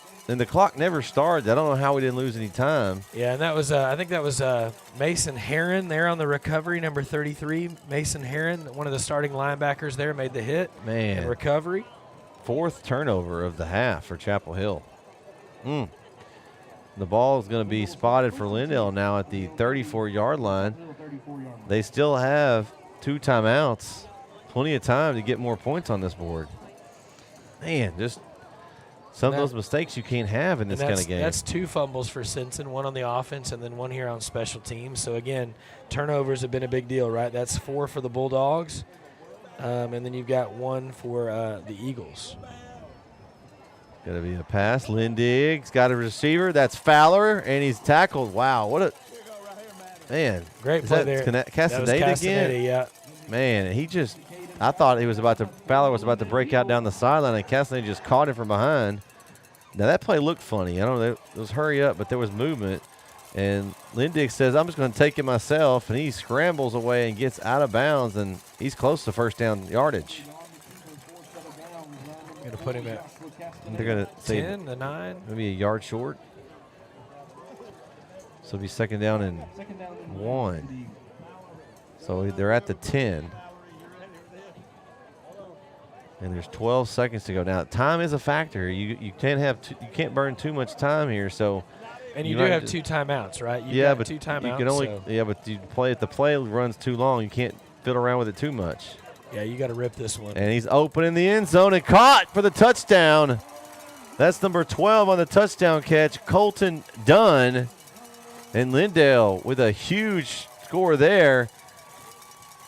And with 6 seconds to go, they look to go up 20 with a point after here. Wow. Yeah, what a turn of events there. Just when Chapel Hill had kind of cut back into this lead a little bit, Lindale scores 2 possessions in a row, and they're going to get a third to start the half. Yeah. Not what you want to see here. And, again, turnovers, right? You've got 4 turnovers, and I think Lindale scored on at least 3 of the 4. Good snap, good hold. Kick is up and good. So we'll keep it here with 6 seconds to go here in the half. Again, we'd like to thank all our sponsors. They're sponsoring tonight's game. Azalea Orthopedics, CDL Training Academy, the Brook Hill School. We have Fairway Ford out of Henderson. Just all great sponsors that take care of us here at NETSN. We've got 6 games on the air tonight. We've got Center and Madisonville. We've got this game. We've got Mount Pleasant and White House. We've got Carlisle and Shelbyville, and then Brook Hill and Austin Regents, and then Big Sandy and Harleton. Yeah, so a full slate tonight, so there's plenty of options. So while we're at halftime, you're welcome to watch those bands, or you can pull up a second screen, a second window, and watch a game. Or if you've got a 4-screen setup like some people I know, you can watch 4 games at the same time. Well, in the chat is very quiet tonight. I don't know what's going on. Everyone's quiet. We're gonna maybe some chat will get going here in the second half. Yeah. But make sure you chat with us and let us know where you're watching from and who you're watching, what team. Yeah, who's the farthest away? That's what I want to know. Sometimes, we get those crazy ones where it's like somebody in New York or maybe somebody overseas. But let us know where you're watching from and who you're rooting for, and what your thoughts are on the game so far. So Camden Lane again to kick off here. And is going to pop it up here. It's going to be fielded by Chapel Hill. That's number 12 on the return. That's Banks, and he's going to get a decent return, but that's going to end the first half. So after 1 half here in Lindale, Lindale leads Chapel Hill 34-14. Stay tuned for the halftime show right here on NETSN. Enjoy the bands, and we'll be back for the kickoff in a little bit.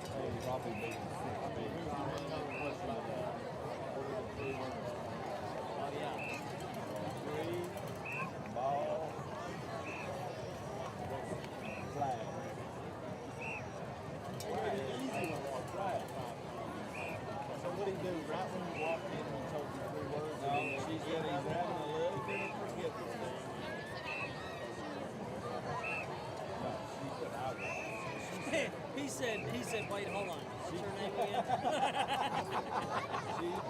Chelsea. Who are you going with? She's Stacy. Come on. Well, every time I try around having the problem, she's the lady. He's the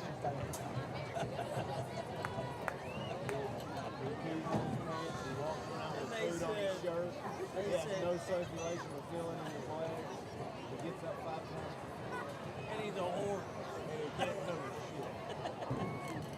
When everything's okay. Like he's ready. You can't get from home to the station. Good evening and welcome to tonight's halftime festivities. Please give a hand to the Chapel Hill Bulldog Band and Highlighters Drill Team.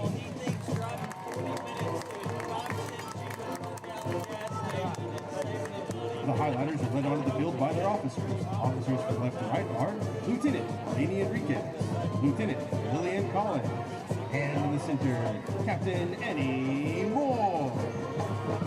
Social officers are Annette Argote, Daniela Estrada, Megan Gentry, Tori Scott, and Head Social Officer Zoe Nash.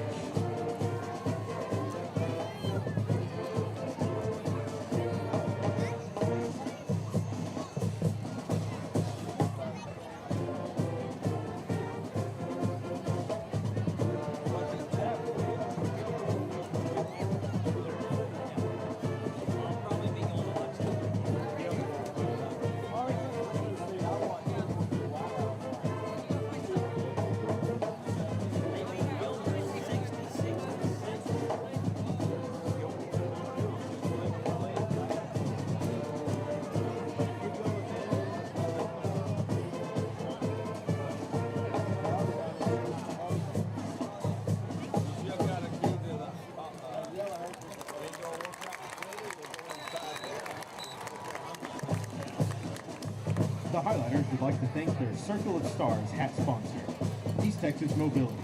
Thank you for your support and generous donation to our organization.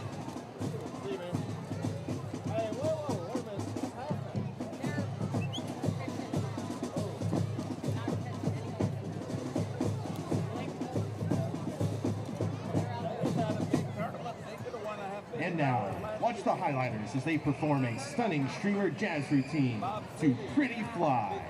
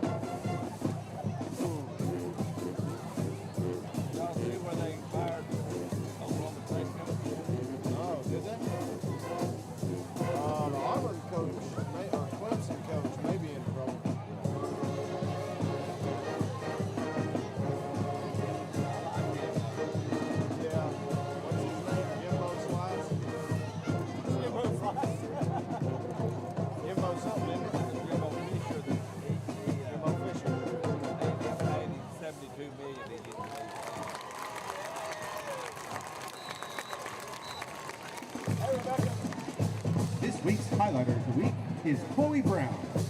Spirit Girl of the Week is Daniela Estrada. The Highlighters are under the direction of Allison Moranich and Jana Ballou. Ladies and gentlemen, the best of the best award-winning Chapel Hill Highlighters. And now, please welcome to the field the Chapel Hill High School Majorettes. The Majorettes are Isabella Pena, Alex Masaja, Sarah Farmer, Hayden Colgrove, Kylie Kennedy, Shakayla Brooks, Layla Moya, and Camilla Torres. Tonight they will perform a dance troll routine to Evil Ways. Not bad here.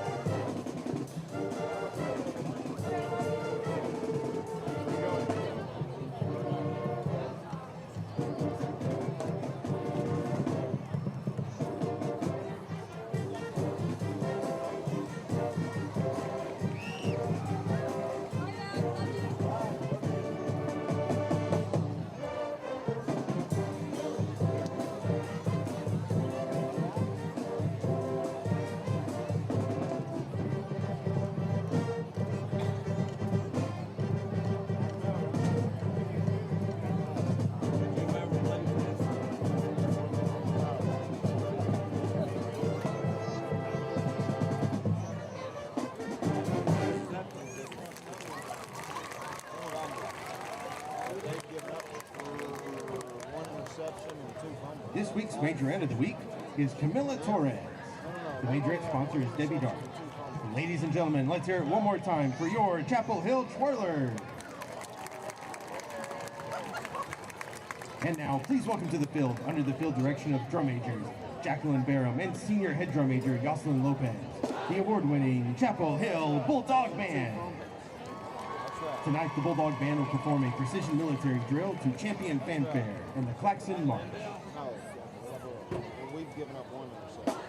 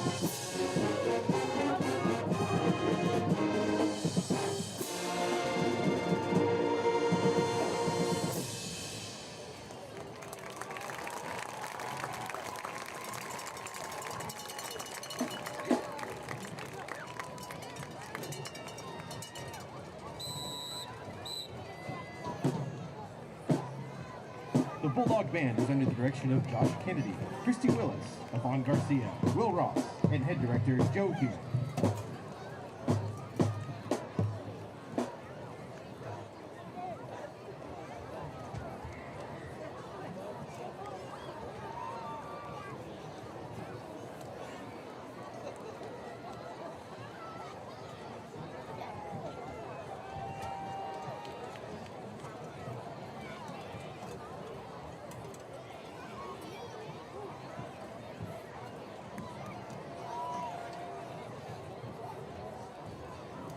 Please welcome to the field the 2025-2026 Lindale High School Star Steppers.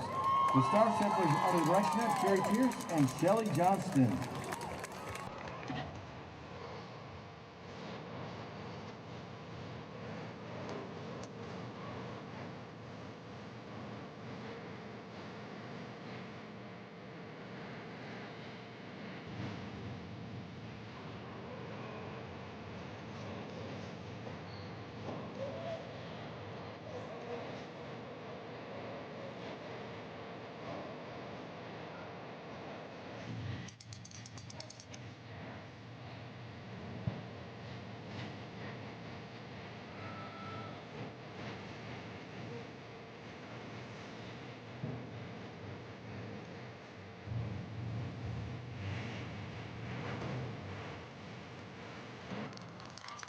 The Star Stepper officers are Lieutenant Faith Olds, Senior Lieutenant Molly Kate DeWolf, Lieutenant Claire Means, Captain Samantha McConaughey, Lieutenant Carly Schultz, Lieutenant Grace Harford, and Lieutenant Caden King. The social officers are Adeline Bills, Harper Ramsey, Kenley Collins, Elle Denson, and Avery Brown. Star Stepper of the Week is Malia Bradford. Our outstanding dancer of the week is Zia Pitts. Tonight, the Star Steppers will be performing a kick routine to God Bless Texas.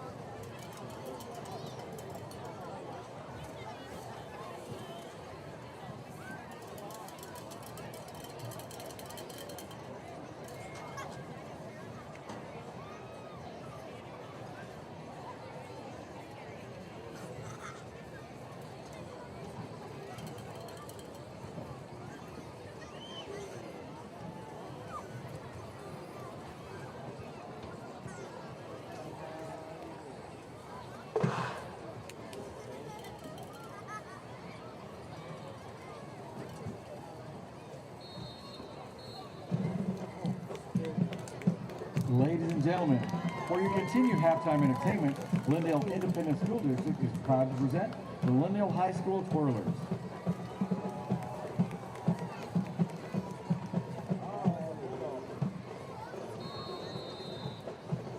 Twirlers from left to right are freshman Briella Eastridge, sophomore Addison Clark, freshman Selah Edwards, sophomore Carmen Dees, junior Aubrey Lemmert, senior Abigail Hancock, junior Marley Hawley, sophomore Hannah Jett, freshman Savannah Permenter, and in the center, senior head twirler Kylie Wilkinson. Twirler of the week is Briella Eastridge. Twirling director is Mrs. Abby Banco.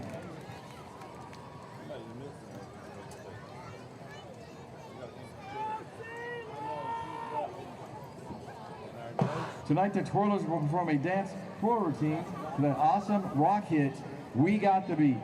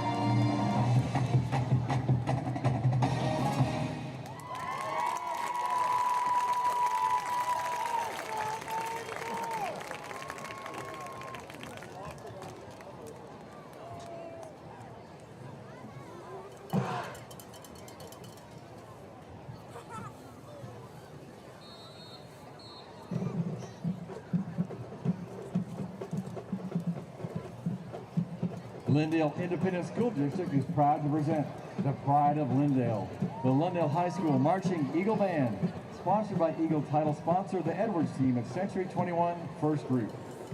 This week's band member of the week is Delaney Smith, and section of the week is the tenor and bari saxes. The band is under the field direction of drum majors Kirby Clem, Elliot Pope, and head drum major Morgan Myrick. The band will be performing a precision military marching drill to Lindale Fanfare 2021 by Ray, front section by Bagley, the Florentiner by Fuchik, Robinson's Grand Entry by King, Colossus of Columbia by Alexander, and Cathedral Chorus by Reed.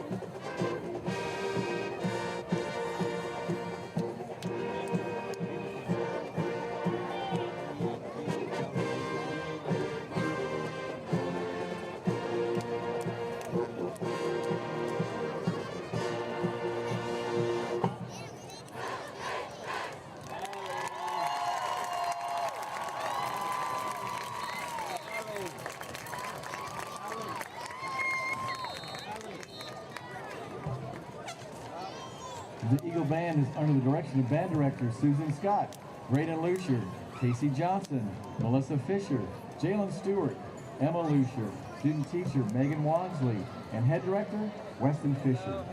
The Eagle Band would like to thank Lindale ISD, the Lindale Band Boosters and sponsors, the Edwards team at Century 21 First Route, Toy Town Preschool, Credit Union of Texas, and Dow Autoflex of Mineola for all your support.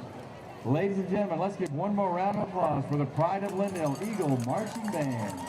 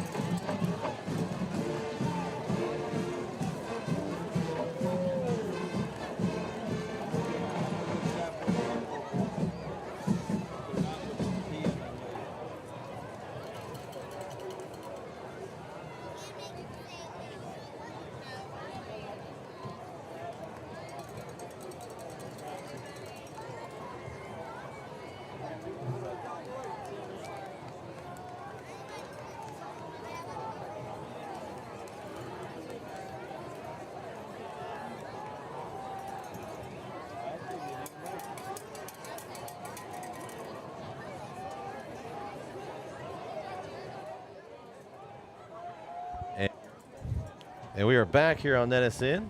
Brett Swinney, Jeremy Diamond getting ready to get this second half underway. They didn't waste any time either, did they? No, they. It was like immediately off the field and yeah. get the ball out there. We've got some halftime stats we'll go over here in just a minute.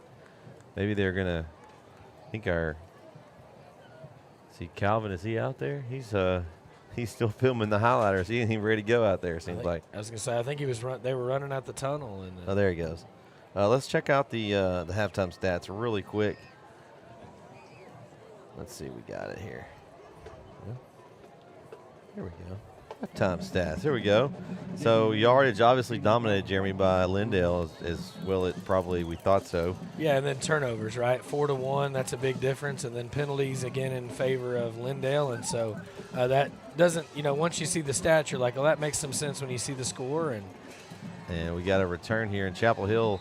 Good coverage downfield, and it's going to keep them inside the 25. So you're going to give it forward progress to the 25. Yeah, so that was Holton and Hunt there on the stop, there on the kickoff return.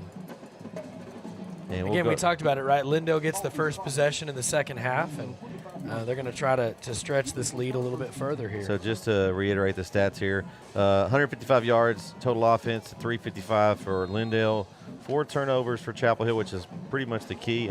Only 4 penalties, so hadn't been a lot of penalties thrown. There were some early, but they've kind of settled in now. And so the big possession here for both teams in this game. And Chapel Hill with a good stop on 1st and 10 as the run up the middle for Thurman is going to be stopped for a gain of 1. Yeah, and I think that was big number 90, Caden Franklin there. He came from the backside and let him only get 1 on the carry. Yeah, that's already 23 carries for Thurman. So thank everyone for tuning in. We appreciate it. Let everyone know where you're watching the game at here on NETSN. 2nd down and 9. It's going to be a handoff to Thurman. He's bouncing it outside this time and finds a little extra space. But he's going to be taken down around the 30-yard line. So it's going to be a 3rd down and 5. Yeah, and I think that was Green there on the sling. Carry on Green on the sling there and threw him out of bounds.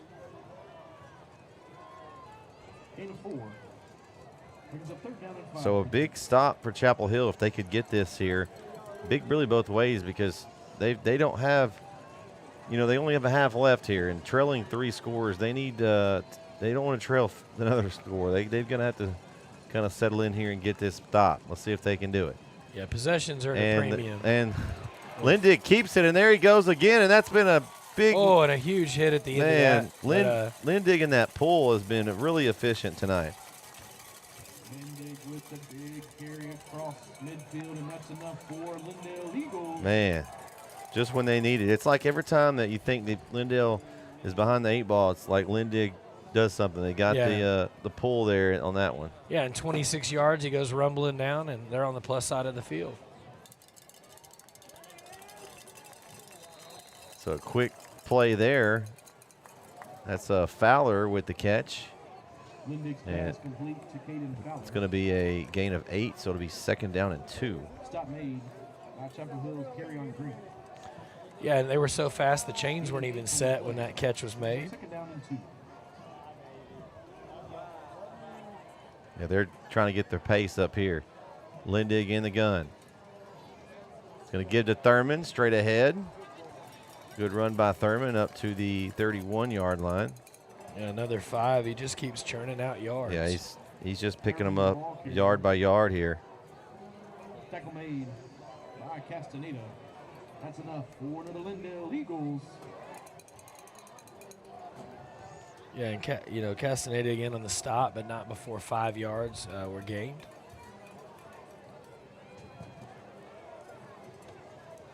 So 1st and 10 for Lindale at the 31. It's going to go empty backfield for Lindig. He's going to be quarterback draw straight up the middle, and he's got room. He cuts it back to the right side. Lindig's looking for the corner. Can he find it? He does.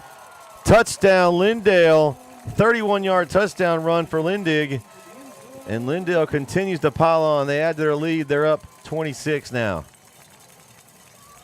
Yeah, that was just a great move by him. To draw up the middle, saw an opening to the right. All the Chapel Hill defenders over-pursued, got past the ball there, and he was able to cut back, and plenty of green. So, man, what an impressive performance by Lindale so far. They are doing anything they want almost on offense. And for the point after, the kick is up and good. So with 9 minutes left here in the 3rd quarter, Lindale leads 41-14 over Chapel Hill. We'll be right back here on NETSN. Struggling with mobility, chronic pain, work, or sports injury? At Azalea Orthopedics, our team of highly trained physicians specialize in complete orthopedic care, pain management, sports medicine, physical medicine, and rehabilitation. If you've sustained a bone or joint injury, have mobility or movement problems, struggle with pain, contact Azalea Orthopedics. We're conveniently located across East Texas, serving 18 counties. When visiting your doctor, urgent care, or hospital, you have a choice. Demand Azalea. At Azalea Orthopedics, your health is our priority.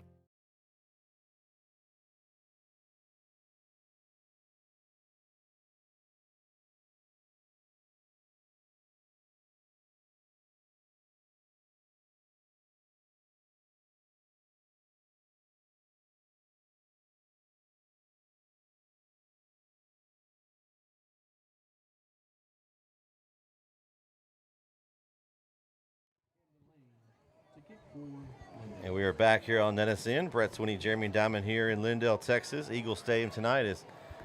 It's been a lot of Eagles and a lot of points for them tonight. A little squib kick.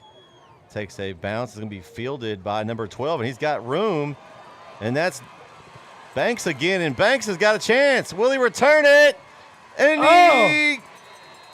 they're going to spot it at the 1. I thought he was close there, Jeremy. Yeah, it was close. Knee-ball ratio there was tight. But oh, man. What Chapel Hill, just what the doctor ordered for them. They gave up a first possession in the second half touchdown, and now they're going to start. I don't know if you can get better field position. If you were asking for it and you said, hey, if you didn't score and you could put the ball anywhere, I think you may put it here. Yeah. I mean, I think the only other thing would be the score there. And again, I'd love to see that back and see what happened there, because I'm not convinced he was down, but nobody was close enough to know for sure. You got Castaneda, and he's into the end zone for the touchdown. 1 yard touchdown run for Castaneda, and just like that, Chapel Hill answers. On the keeper into the end zone for 6. I think they're going to be nice enough and give him 2 on that one. They're going to give him an extra yard there. So they didn't give him as many yards on the return, I guess, then. Yeah, they took 1 away on the return, and then Castaneda said, that's fine, I'll take them both. So we got the point after. Good snap, good hold. We got a flag coming in there on the side, and it's up and good. Sandoval's kick is good. And brings your score, Lindale Eagles 41. So I don't know what the flag was there. The ref's waving his hand over there. We'll see. Are they going to tell us? Yeah, I think they were trying to check and see what the coaching staff for They're Chapel probably Hill going to take wants it on the do. kickoff, I imagine. On the try, offside the defense.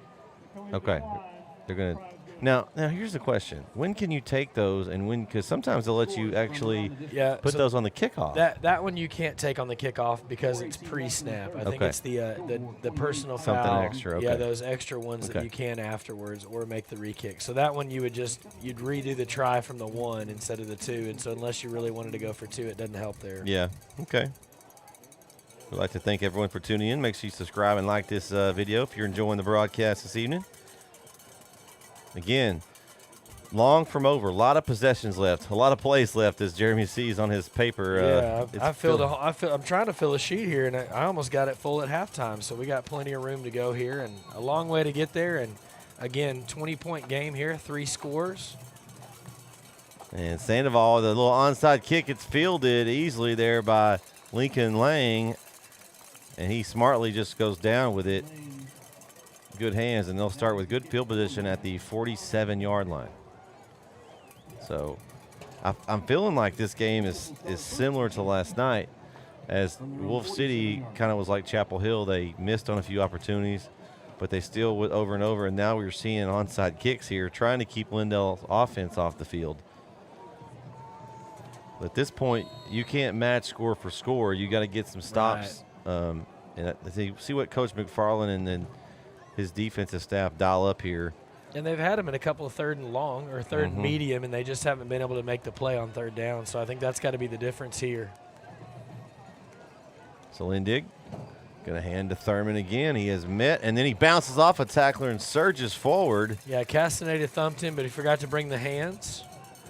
And so across the midfield stripe, they're on the other 47 now. I'm not sure why the first down stakes moved over there. Whoops, they got ahead of the chains there. Yeah, they're going to have to reset those. So 6 more yards for Thurman, and he's just continuing to rack them up and, 3, 4, 5-yard chunks. 2nd down and 4. Handoff again. It's Thurman. He's going to pick up the first down. He's going to push the pile, try to. Doesn't quite get to the 40. Gets to the 41-yard line, but picks up the first down for the Eagles. Tackle made by Dallas Gibson. 6-yard gain. That's enough for another Lindale. I've been impressed with the Lindale Eagle interior offensive line. Their guards and center have done a great job of moving the defensive tackles of Chapel Hill out of the way. Okay, so I have a surprise score update. Okay, what you got?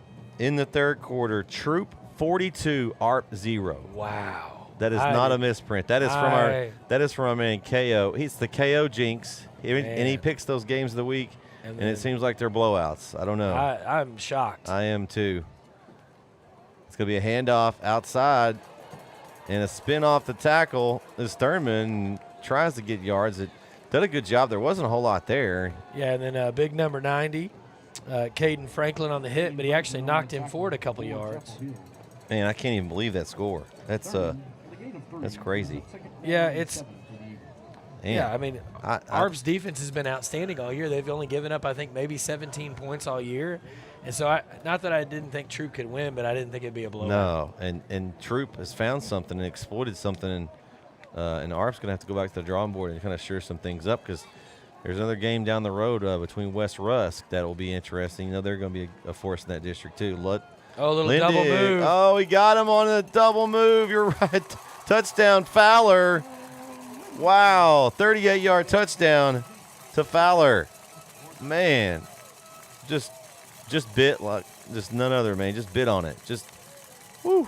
Yeah, he bit on that slant fake, and Fowler cut it back to the outside on the fade, and kind of that sluggo, right, the slant and go, and he got all the go. Beautiful execution there for Lindale. It just seems like whatever they're dialing up has been successful tonight. It's on. They lull you to sleep, man. They run, and all of a sudden they throw that pass in there or pull the ball with Lindig. Point after is good. 6:45 left here in the third quarter. Lindale scores again. They're up 48-21. Be right back here on NETSN. The Friday night lights are shining, and we are teaching driving. CDL Training Academy is your resource to a better career. Come and get trained and get tested right here in Henderson, Texas. CDL Training Academy. Visit our Henderson, Texas office or online at cdllearn.com.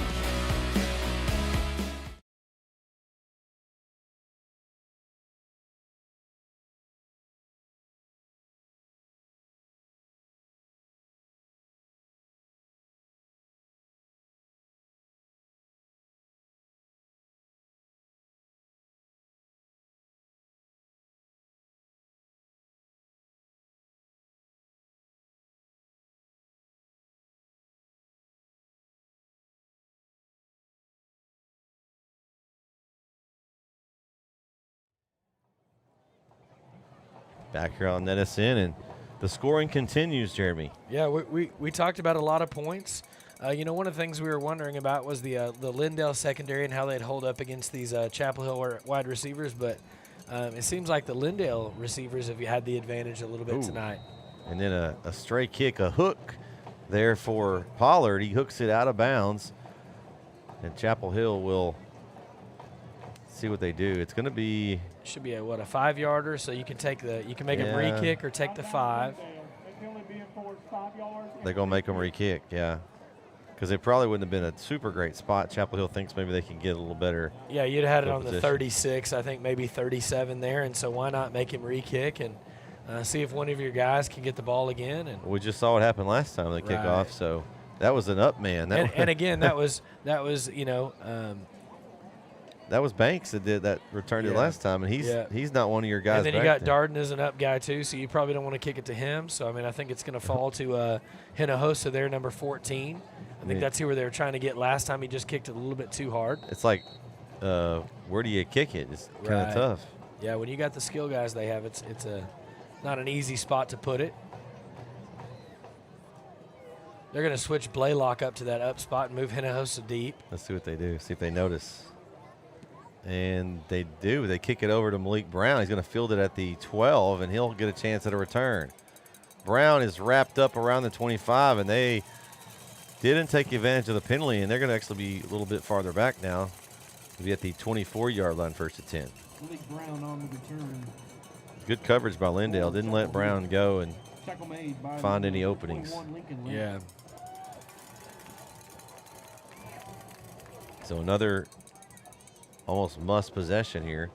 And, Chapel Hill, they've got 21 points, but they've scored from the 2 or 1, whichever one that was a while ago, and 1 pick 6. You really only had the 1 drive. Right. Yeah, it's been tough sledding. They had the big play early and then didn't get anything out of it with the pick, and then, I thought that was ball on the ground for a second, but trips over his own man. Darden got tripped up, and he's going to lose a yard.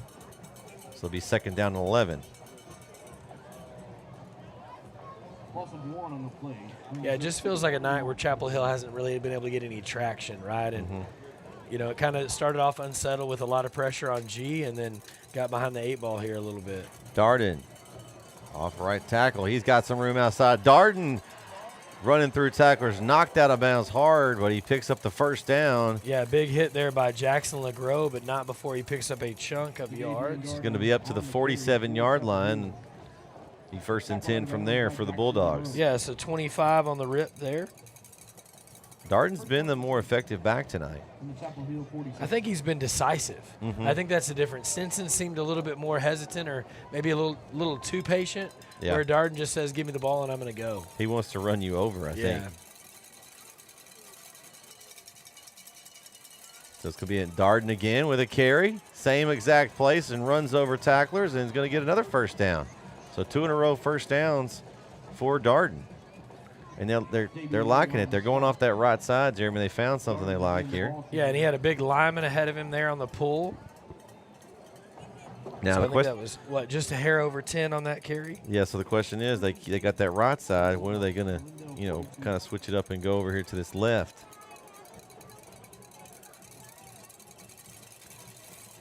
G in the gun. He's going to drop back to pass. He's looking right. He's got one-on-one coverage on the outside. It's caught by Brown. What a play by Brown. Man, oh, man. The 6'4 Brown comes down with it. Great feet. And Chapel Hill set up inside the 10, 1st and goal. Yeah, 29-yard pass play there.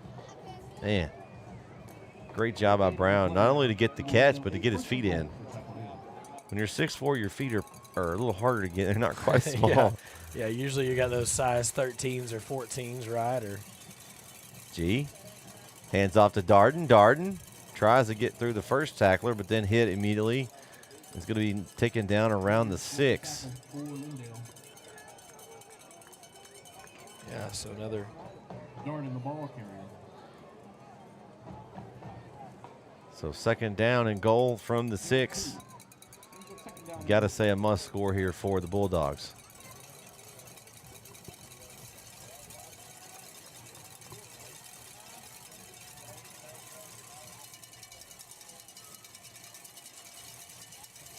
Two backs with G. It's going to be Darden again. And he's going to get inside the 5, I think, to the 4. So 3rd and goal from the 4 now. It looks like Chapel Hill's going to run the big package, as you would call it, Jeremy, into here.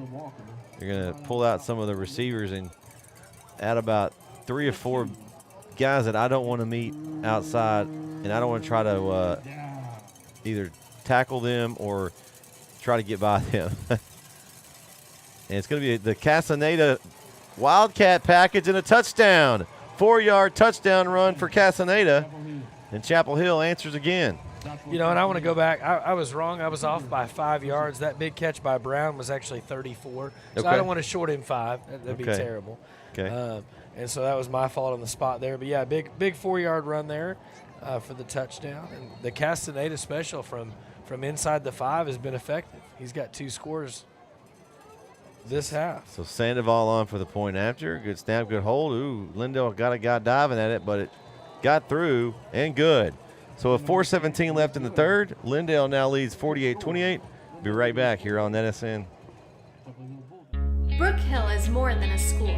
I am more than a teacher. We're more than a classroom. This is more than a performance. That is more than a scoreboard. At Brook Hill, you are more than a student. Brook Hill provides a Christ-centered education that more than prepares students for college. It prepares them for life.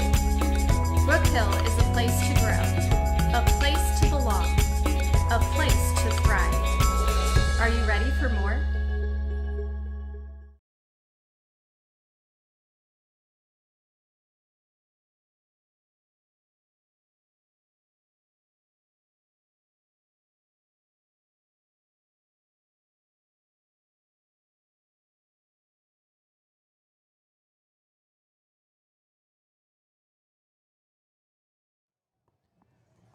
And we are back here on NETSN as we're trading scores here back and forth. Yeah, and if you're Lindale, I mean, you don't want to give up scores, but you're content if you're going to go score for score because you're going to stay up 20, right? I think Chapel Hill needs a big stop here. And They need a stop or a big turnover. play, yeah.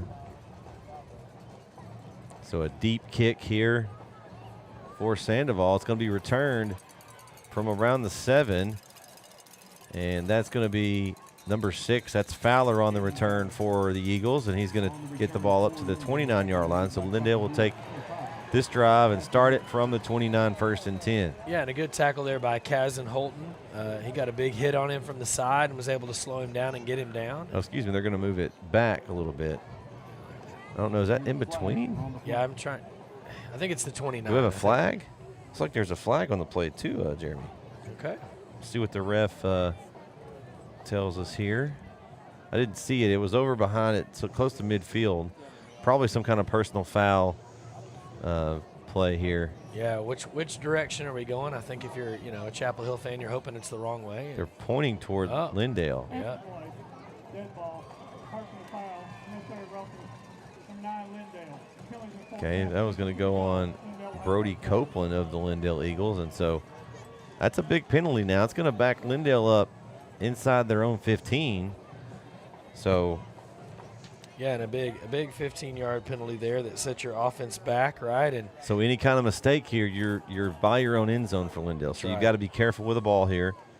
Chapel Hill's going to be trying to go for strips and things of that nature. So ball security is important. So it looks like they're going to spot it at the 14-yard line, 1st and 10 for Lindale. Get that orbit motion. And It's going to hand off up the middle again to Thurman, and he's going to get to the 16. Hank Thurman on the carry. There's a flag over here on the outside again. Got something on the offense. No, it's offsides. Okay, so Chapel Hill gives them 5 yards. Yeah, wipe off that carry. They'll take the 5 over the carry. And they said 55, but I think it might have been 65 because I don't have 55 on my. I think it was Thorelkel. I think it was 65 there. So now it's going to be 1st down and 5. So some of that yardage they gave up on the penalty on the kickoff, they get back there. Hand off, Thurman. And it's going to get 1, maybe. Caden Franklin on the stop for Chapel Hill. Let's see, where are they going to? It's hard to tell. Yeah, this is going to get 1. They gave him, yeah. So up to the 21. Gain of 1 on the play. Brings up 2nd down and 4. So 2nd and 4 now. And if you're Lindale, you could try something here. If you know, 2nd and 4. You think you could pick it up if you didn't get it on. Oh, they're going to just give it to Thurman. Nothing fancy. And he runs into his own lineman and then runs into some Chapel Hill big defensive front guys, and they had nothing. They didn't want anything. He didn't want anything of them. Yeah, the pack of dogs came running. They saw meat. They saw some fresh meat there. And, again, good job by Thurman. Hang on to it. Again, no gain, but. No gain on the play. It looks like they gave him 1. I mean, it's hard to tell there. It is. The ball's in the middle of the line there. I know. Well, and I think the other weird thing, too, is, like, with those sidelines, they got that big blue band on this end, when you get outside the 25. And so sometimes it's hard to tell where that line is because the sticks are, 3 yards off the mark. They're going to say 3rd and 4. They're going to give it to Thurman. He's tackled. Oh, no, he got up. He was down, and then he got right back up. Wow. It's those moves where you pulled him back, and he kind of got low, but his knee didn't touch. My goodness, what a run. That's just effort right there. That's one of those plays that he just did not want to go down. Yeah, Chapel Hill had him down, had this stop on the drive, and Thurman says, no. Not so fast. 13-yard scamper there after the big hit, and kept rumbling, and again, 1st down, Lindale. Man. What a play from Thurman. I've been thoroughly impressed with him. And it's nothing flashy for Hank Thurman. He just plays hard. He runs downhill, and he knows just the little things, little movements here and there, kind of just giving a little hesitation and then hitting that hole. And it looks like Lindale is going to take a timeout. So we'll take it with him. 1:58 left in the 3rd quarter. Lindale leads 48-28. We'll be right back here on NETSN.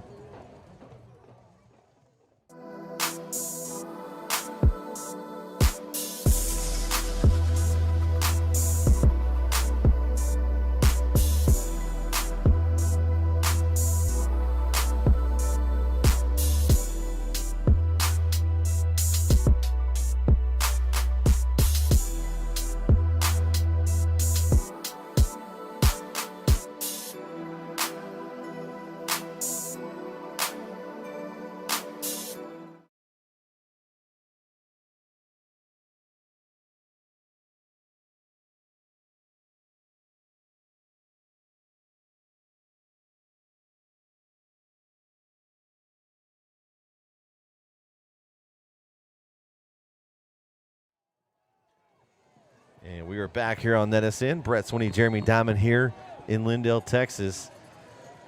As we've had a great battle here. And Lindale right now is having their way as they lead by 20.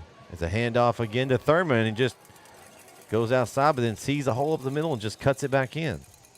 Yeah, he's vision. got great. I was just going to say he's got great vision. He gets 7 on the carry. He just seems to have a knack. Oh, I think they even gave him 8. They're just it'll be 2nd down and 2. Thurman. Yeah, he's got great vision and great balance and great feet. And, again, he knows when to get north and south. And got a little cut back on the backside there and then just hit the hole hard.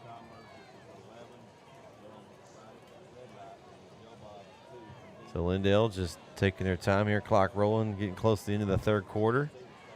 Maybe a couple more plays here in this quarter. Thurman again, just not going down. That second and third guy is taken to get him down.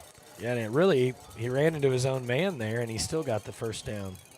Well, he runs through anybody. Doesn't matter. You better get out of his way. Yeah. Because he's running you over. He's relentless. About 2.5 yards in the carry. They gave him the 44.5. Yeah, that's interesting. Ball spotted right there. That kills me. They got their ruler out there. It was exactly a half yard. That's right. So 1st and 10 from the 44.5-yard line. I guess it had to be the first down, right? If it was at the 44, you had to get just a hair past it. I guess so. Lindig, handoff again. You know it is. It's Thurman. And he's going to get 3 or 2.5, depending on how you want to calculate. I'm going to say 3rd and 7 here.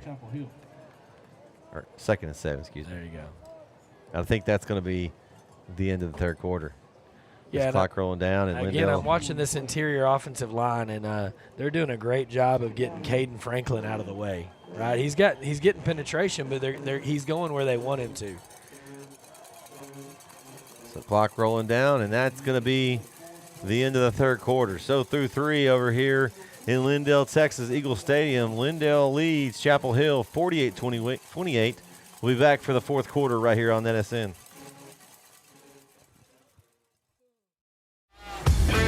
This is where legends rise and moments are made. They're still on his feet. Come on, still on his feet. From the buzzer beaters to the game winners, we bring you the action. Raw, real, relentless. We cover every angle, every story. From the streets to the stadiums. He's going all the way. Your favorite athletes.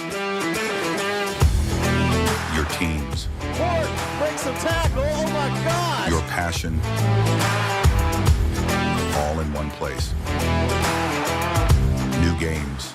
Live shows. Here he goes. He's got some blockers. This is the future of sports media. There he goes. Pick up into the secondary. This isn't just a network.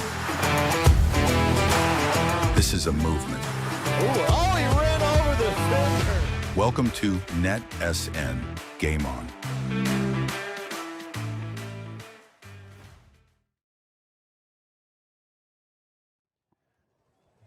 And we're back for the fourth quarter here on NETSN. 2nd down and 7 for the Eagles. Handoff up the middle. It's Thurman.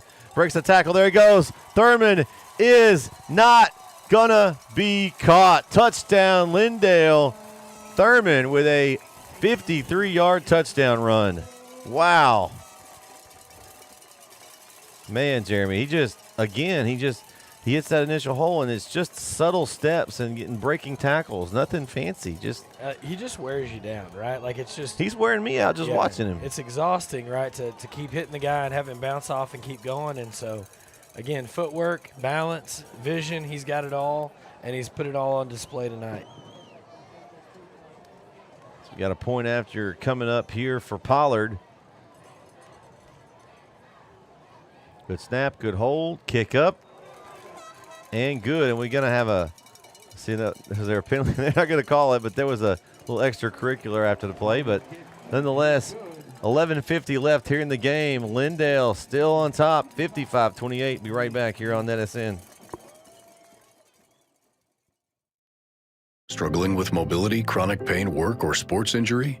At Azalea Orthopedics, our team of highly trained physicians specialize in complete orthopedic care, pain management, sports medicine, physical medicine, and rehabilitation. If you've sustained a bone or joint injury, have mobility or movement problems, struggle with pain, contact Azalea Orthopedics. We're conveniently located across East Texas, serving 18 counties. When visiting your doctor, urgent care, or hospital, you have a choice. Demand Azalea. At Azalea Orthopedics, your health is our priority.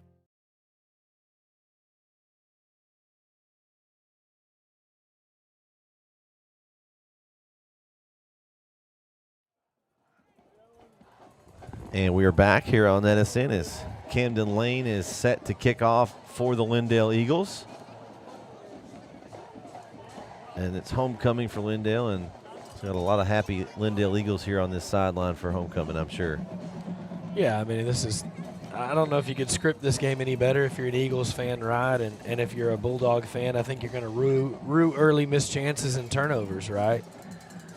Lane. And again, there's still time left that crazy things can happen. But Blaylock's going to get a chance at a return. Blaylock breaks through a hole. Blaylock up to the 30, and if not for a pile getting in his way, and we maybe getting a little frustration here. We're starting to. There was some flop city there by B.J. Ram, and he looked like he got thrown 50 yards. But, again, if you can bait somebody into it, right, again, you got to keep your head here. You're down. Don't hurt your team anymore, right? Yeah. I mean, I think that's the thing you got to say. Like, keep your composure. They're trying to get those things, right? Lindale would love nothing more than to back them up 15 and negate a big return there by Blaylock. Yeah, Blaylock finally got his hands on it. Really kind of just ran up against his own man blocking.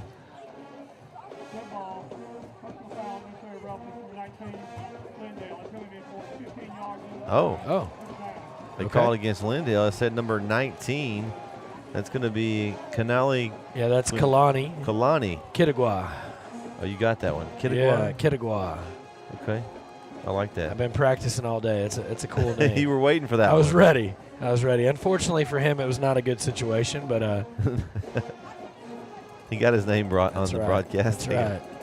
So 1st and 10, Chapel Hill, ball at the 47-yard line, and we got another flag. Hey, I left the flag up there. I guess I'm just going to. Yeah, you knew it was coming.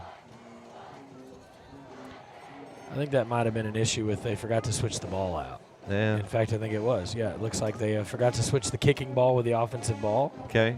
So not a penalty there, just I mean, how different is the ball really? Is it that much different? Is it just like a mindset thing?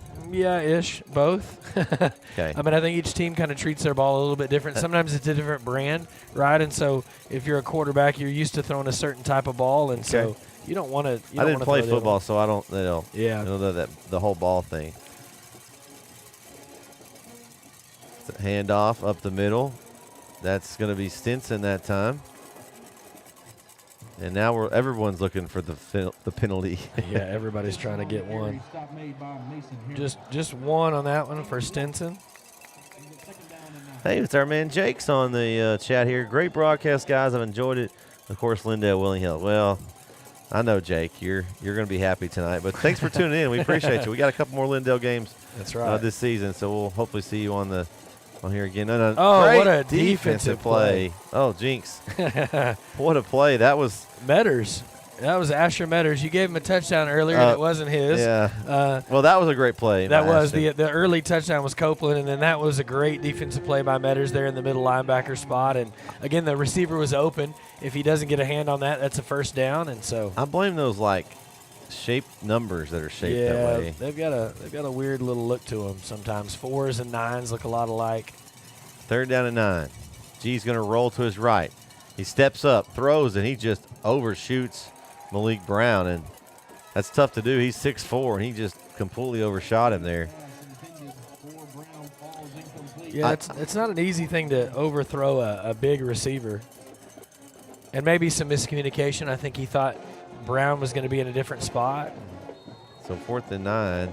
Looks like is Chapel Hill going to take a timeout? I believe they are. Yeah, I think their left tackle, Amari McEwen. I think his helmet came off, and so he was going to have to miss a play. And so I think with it being a big 4th down here, you're going to take the timeout to keep him on the field and to make sure that this 4th and 9, you can get something out of it here that you want to get into, get a look you want to see. All right, we'll take a quick break with them. We'll be right back here on NETSN.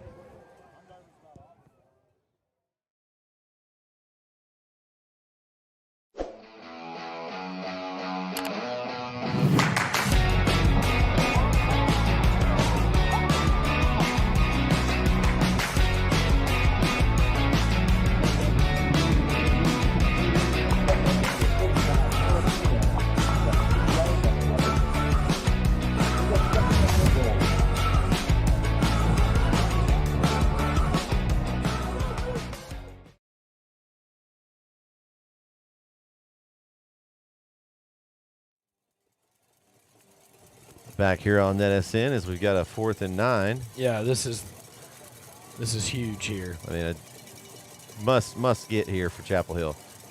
G, back to pass. Got pressure coming, and he throws it, and a great catch by Blaylock across the middle. What a grab. Yeah, and a big hit there by Copeland, and Blaylock hung on in spite of the big hit. He had 4 guys around him. He jumped up over the top of the defenders and snagged it. Man, what they needed right there at this point in the game, and very slim chance of them to come back. It's still there, though. Yeah, big 19-yard completion there. But it's not without that huge catch. 1st and 10. It's going to be a handoff to Stinson. There's going to be a flag down. Probably going to be a holding where that's coming from. Stinson, the ball carrier.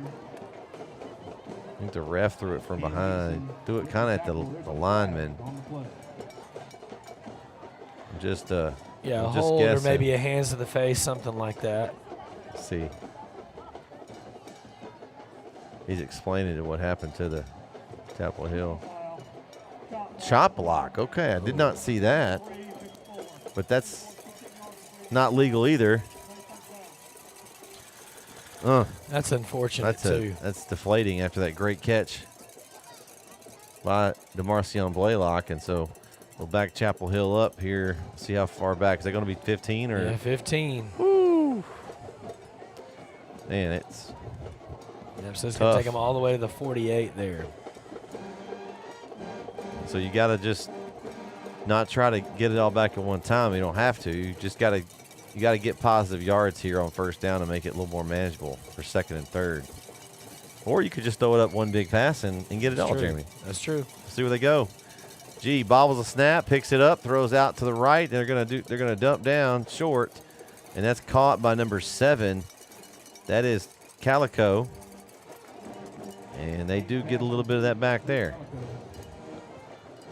I like that G composed himself. He was able to bobble the snap. He was able to, gather himself, make the pass to Calico, and get something positive out of that. It could have been real bad there with that low snap that was bobbled. Yeah, so he's able to get 5 yards out of it, get some of that penalty yardage back. So, unfortunately, it's 2nd and 20, 2nd and 19 here, and so it's a long way to go.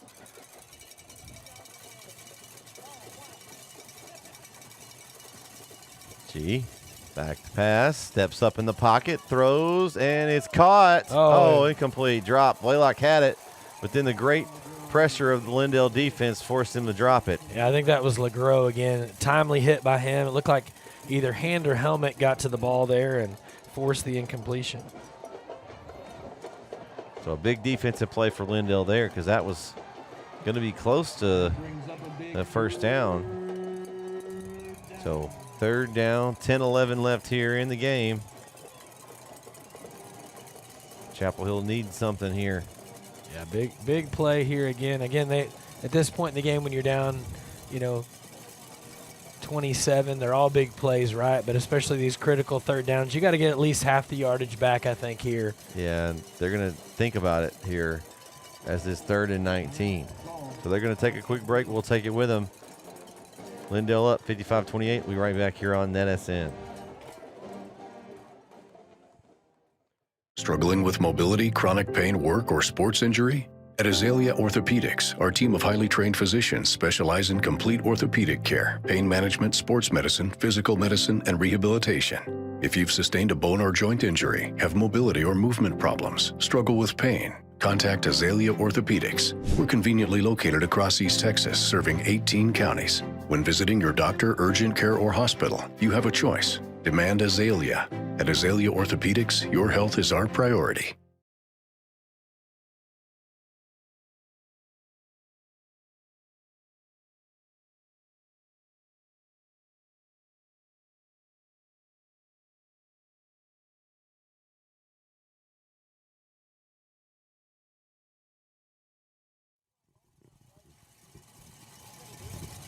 Third down and 19.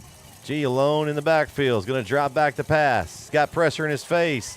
Gets it off quick. Oh, almost intercepted. I think that was number 21, Lincoln Lang. Yeah, and he saw the end zone and forgot to take the ball with him. He saw that blue end zone Yeah, down he there, did. Lindale on it. He did. He got excited and forgot to bring the ball with him. Oh man, that was everything but the pick. So now it'll be 4th down, and again Chapel Hill backs against the wall here. Another must conversion to kind of keep any slim chance alive here. You know, we were talking about big games. You know, we talked about the other game, potential game of the week, and it ended up being 42-6 Troop. I did not see that coming. I had it picked the other way. No, picks aren't looking too good. G steps up in the pocket, throws out to his right, down the middle of the field, and into a flock of Eagles. And that was Fowler there that almost had a pick. And Blaylock tried to jump with 3 guys and just couldn't. And great pressure up front from Caleb Walker. As he has been, him and Malik G have been getting acquainted. Yeah, they've known each other a little bit, probably too often for G's liking. Yeah, and I think the downside there, you know, throwing again, Blaylock's a fantastic receiver, but he's not as tall. And so throwing a jump ball with the Lindale defensive backs that are much taller is a tough task. Especially when there's 3 Lindale Eagles there to 1 Bulldog. That's a tough ask of anybody, and even if someone as talented as Blaylock is. So Lindig's going to go back to who else?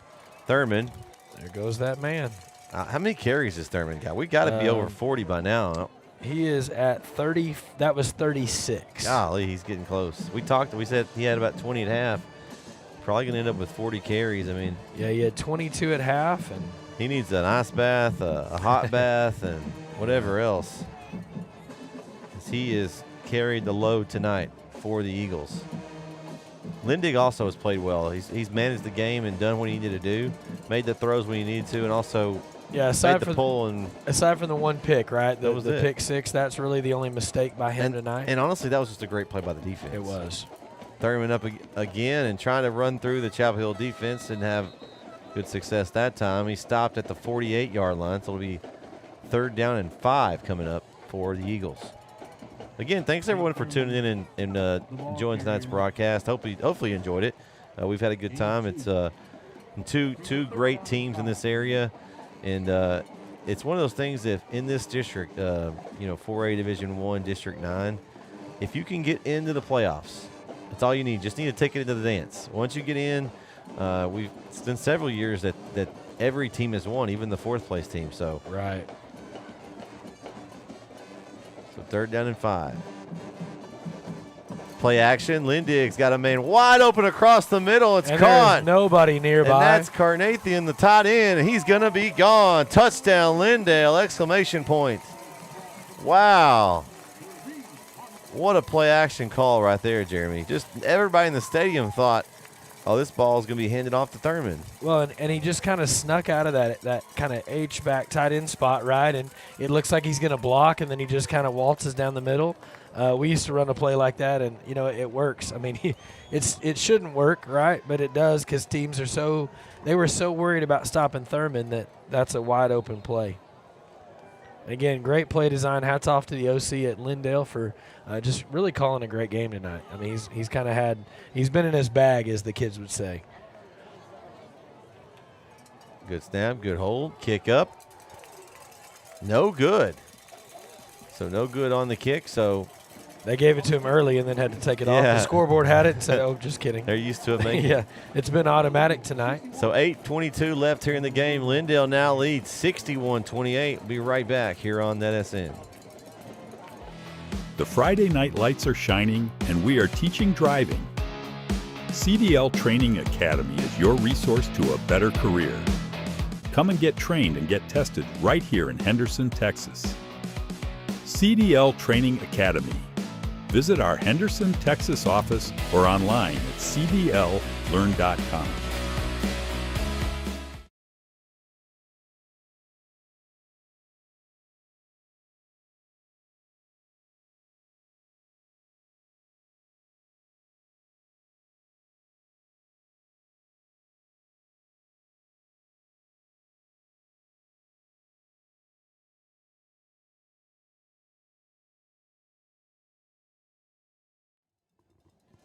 And we're back here on NETSN. Brett 20, Jeremy Down. We got a little chat going here. Rob is checking out the broadcast, probably on the way home from Austin from their game. Thanks, Rob, for tuning in. We got Charles Green said, way to go, Eagles, fly, Eagles, fly. That sounds like something KO would say. They have been flying for certain tonight. Yeah. It's going to be kicked to Blaylock. He's going to return it from his own 3, looking for a seam. He's got a little bit of room on the sideline. It's going to be tackled, out of bounds. It looked like he might have been a late hit, but I could tell it was a hit nonetheless at about the 32. Yeah, so about 29 on that return. So Chapel Hill will, at this point the game pretty much out of reach. But these are possessions and things you can work on, things to get to next week. We mentioned they're going to be traveling to Palestine next week. I've seen a few games of them in Palestine, and Coach Ray's they're going to be ready to go, man. He's a great coach over there. I don't know, they were battling with Henderson tonight. Didn't ever see an update on that score, but that's going to be a game that they're going to want to go and prepare to get a big road win. But it's not going to come easy, so they're going to have to. This is time that you can work on things right here. So 1st and 10. Oh, a fumbled snap from G, and he is swarmed, and he has got nowhere to go as the flock of Eagles swarmed, and he was alone on the island back there. Yeah, he kind of dropped the snap, and then there was nowhere to go because there were 2 Eagles. He was like, 3, he looked left, he looked right, and all he saw was blue. And unfortunately, that's going to be a loss of 16. Ooh, a lot. I was going to say it. Math is hard there, math teacher. It's hard sometimes, even as a math teacher. Sometimes you get, loss of 16 on the play, and so 2nd down and 26. Ooh. And again, this is not where you want to be if you're down big, right? You don't want to be behind the chains, and this is big behind the chains, and in a dangerous place because you're in the other team's red zone area, right? So we got some movement. Ball. Oh, delay of game. Okay.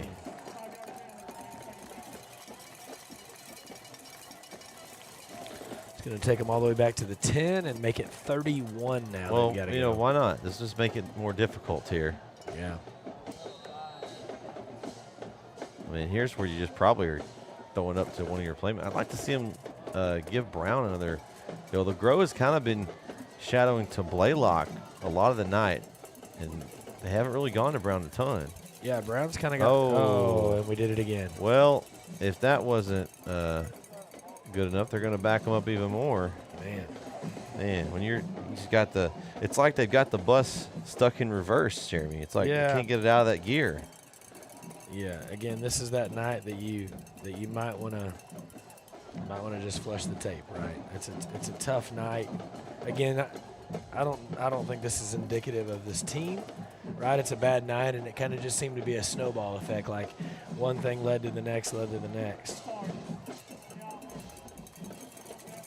And then the problem is when you get down a little bit, you press, right? Mm-hmm. We talked about it. You push. You take chances you normally wouldn't, right? Guys are trying to make a huge play, and then you end up making more mistakes sometimes when you do that. Archie Manning in the chat. He says Lindale versus Kilgore for district. Well, it's possible. Henderson's probably has something to say about that too, as that pass is overthrown, intended for Blaylock. We got a little extracurricular at the end here. Yeah, this is where you got to. Might be time to make some substitutions, get your guys out of there. You don't want to get a silly penalty. You get ejected from this game. You would miss the next game's first half. So you don't want to have anything like that happen. These two teams are. And again, right. There's a lot of pride here. These guys put in work, and so you've got to learn how to keep your emotions controlled. But we can also see why it would be easy to not have that, right? So it's like it's a battle that you got to fight with yourself almost.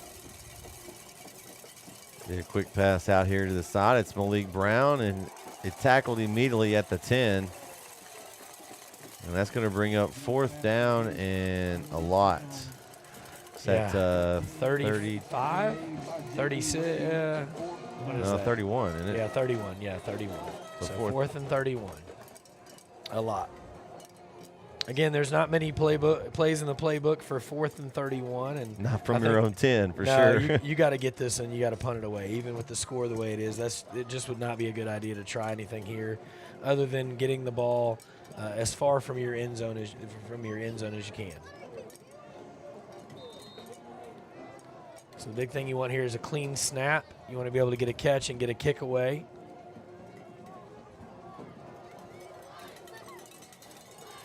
And they do get the kick away. And it's going to be fielded on the run by Lindale. And that return is number 23, Ray. And he's smothered down. And Lindale's going to take over at the 35-yard line. And we got more Laundry. Yeah, I'm telling you, somebody's missing out on this. You could get a lot of time, little advertisement if you got a cleaning company or eyeglasses, something. You could get some big benefit here. So the ball would have been at the 34-yard line, but I think that was a 15-yard penalty. So it's going to take it all the way down to the 19. Man. Penalties in this half have really hurt the Bulldogs.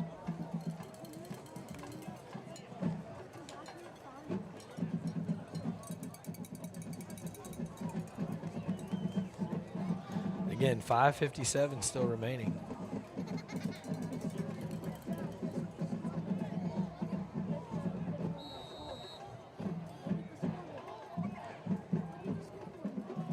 So we had a ball issue again. We forgot to switch. It's happened twice this half.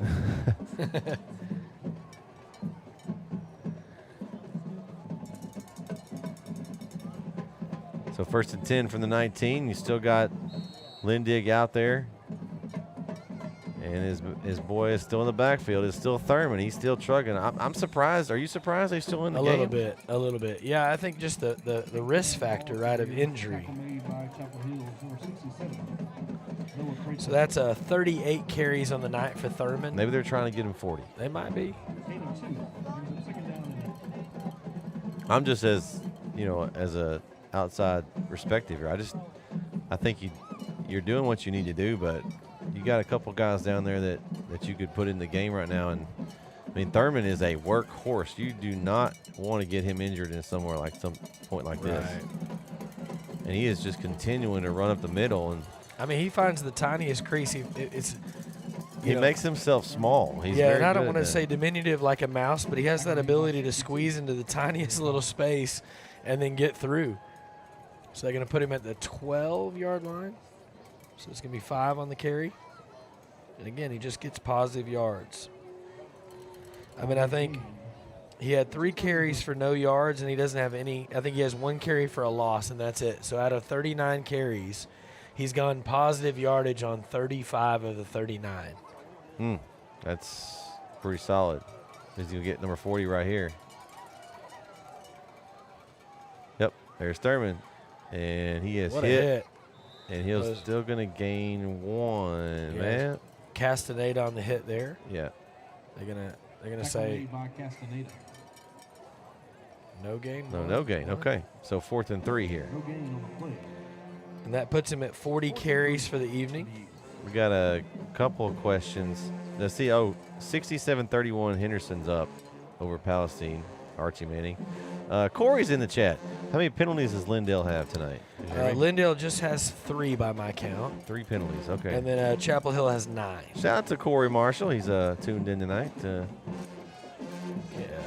Good to hear from Corey. Hope he's doing well.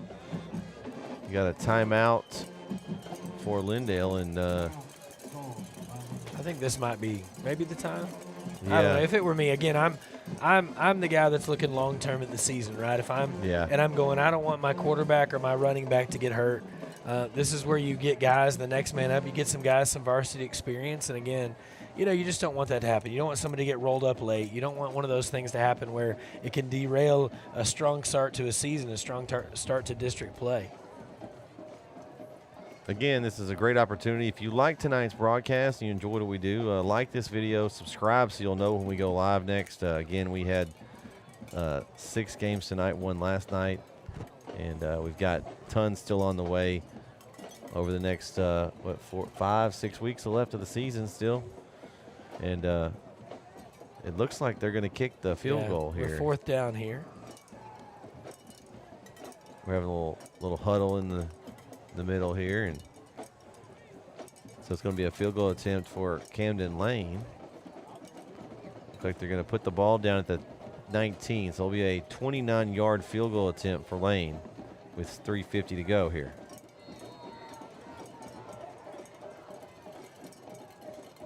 Good snap, good hold. Kick is up, and it is good.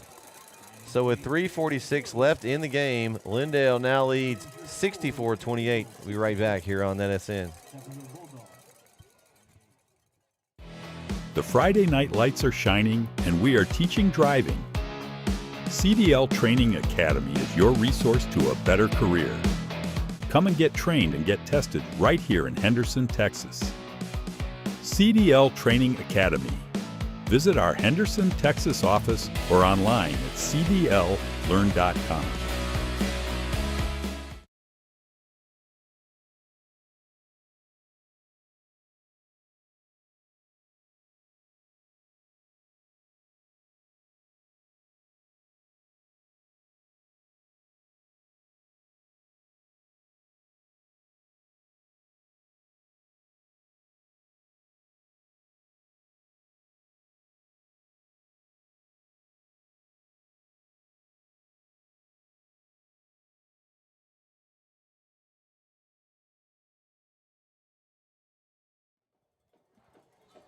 Back on NETSN.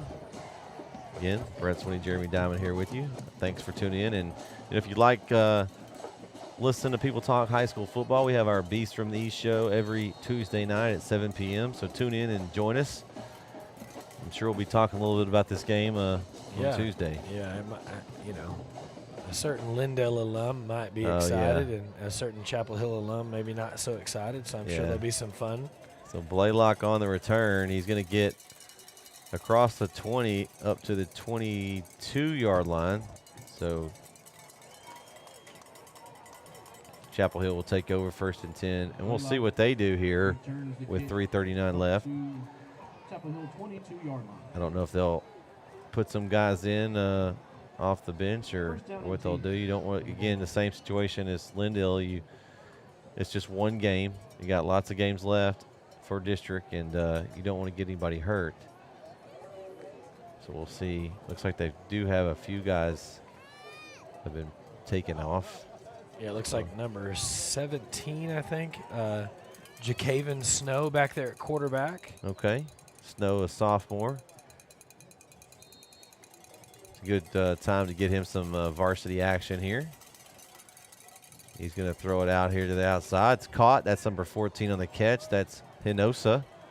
And he does a good job. Still stays in bounds. Nice fight for Hinosa there. He's going to pick up the 1st down. Yeah, Hinosa was actually a young guy that I coached at Hubbard Middle School back in the day. So Jeremiah Hinosa. So you're taking credit for the? No, I'm not going to say that, but he was a young guy that played for us. Yeah, so 16 yards on that pass play. So 1st and 10 now from the 39. Snow going to air it out on the far sideline, and I think he's out wide. It was a good catch, but just out of play. Yeah, intended for Calico. Good throw by Snow, though. I like the young man's arm. It's a good. Yeah, and again, this is great. This is great experience for a young guy to get some varsity experience in, right? And a chance for him to get a little bit of that game action just in case. As we know that injuries are sometimes a part of the game, and so you want to have the next man up ready to go. Snow's going to keep it, and he is chased down and sacked for a loss. Let's see the number of that. Is that 80? Is that 88? I believe so. Yeah, it's going to be 88. That's going to be Maddox Gannott. Yeah, so Gant on the tackle there. Oh, Gant, is that how you say it? Yeah.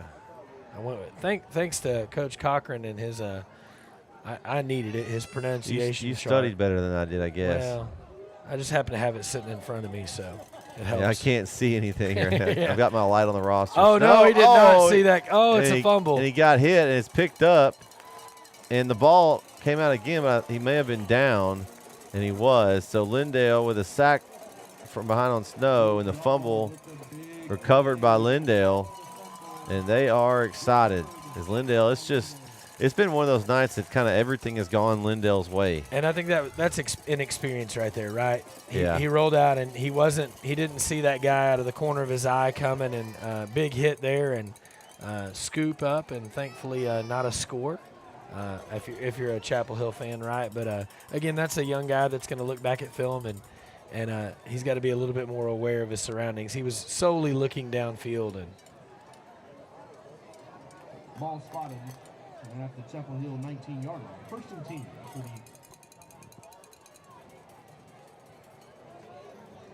So we got first and 10 for Lindale, and with 2:36 to go, you would think maybe some kneel downs. They're still trotting out Lindig, so they do have a new back in the backfield is Keenan Sanders. So, well, we'll see. Maybe they're just going to hand it off to Sanders and let him get some run. And they are. Sanders off the right side. He is hit. Stop for no gain. Keenan Sanders, the ball carrier. We might be one of the later games finishing here, Jeremy. yeah, I think we're gonna. Short game. I mean, as many plays as we've run, you'd think it'd be a little bit further along, but I think this is going to get us to the 2-minute timeout here. Yep, it is. Oh, we got Jaron in here. He said, "Great job, guys. By the way, I picked Lindale." A blind squirrel finds a nut every once in a while, Jaron. That's right. This guy. So 2-minute timeout. We'll take a quick one with him. We got 2 minutes to go. Lindale 64-28 over Chapel Hill. We'll be right back here on NETSN. This is where legends rise and moments are made. They're still on his feet. Come on, let's go, still on his feet. From the buzzer beaters to the game winners, we bring you the action. Raw, real, relentless. We cover every angle, every story. From the streets to the stadiums, He's going all the way. your favorite athletes, your teams, Ford breaks some tackle. Oh my gosh. your passion, all in one place. New games, live shows. Here he goes. He's got some blockers. This is the future of sports media. There he goes. Picked up into the secondary. This isn't just a network. This is a movement. Ooh, oh, he ran over the defender. Welcome to NETSN Game On.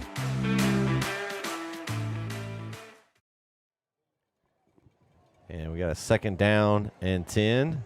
Handoff right at the middle. It's going to be Sanders again. And he's going to get to the 16-yard line, so a gain of about 3 for Sanders.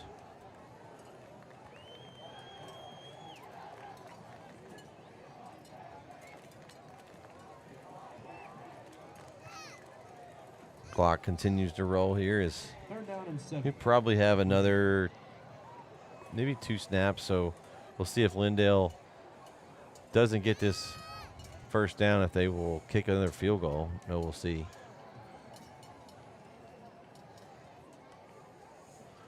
Handoff, it's Sanders, and he is stopped immediately. He's going to lose a couple back to the 18-yard line, so a loss of 2.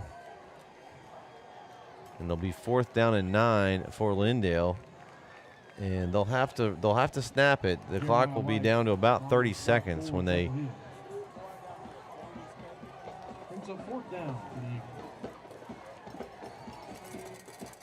And Lindale, their fans are starting to get on their feet and get excited, Jeremy. Yeah, they are. They are. Again, you can't blame them, right? This is a big win for them. So they're just going to snap it and go for it here on 4th down. And classy move by Coach Cochran. They're just going to hand off to Sanders. And they're going to stop him at the 15. And so with 29 seconds to go, Chapel Hill will take the ball back. But we'll probably have one final snap here. First and 10 from their own 16-yard line.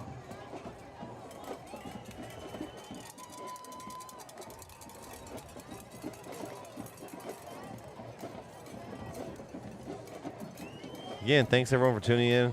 Remember, subscribe and like this video. Attention fans, don't go home hungry. The Aaron Smith Agency Okay, now Jake called him out. He said, hey now, where was Jaron at last week picking Gilmore over Lindale? Oh, okay. There you go, Jake. Tell him. Like it. Tell him, Jake. Call him. Don't let him get away with that chicanery. He likes to point out his wins, but then he has excuses for those losses. Snow's going to go deep on the sideline and intended for number 14. That's Hinojosa again.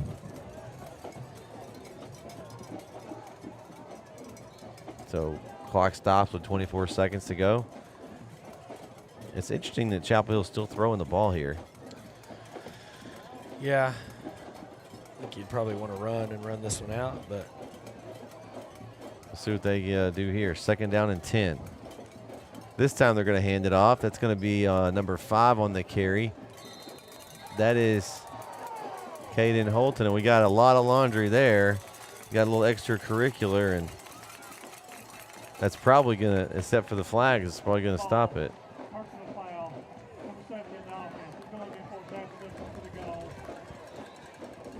Yeah, penalty is going to be called on number 70 of Chapel Hill, and I don't have a number 70. He forgot to turn his mic off a little bit. He was having that conversation with the line judge. So we got 15 seconds on the clock here. It's going to be a half the distance to the goal penalty.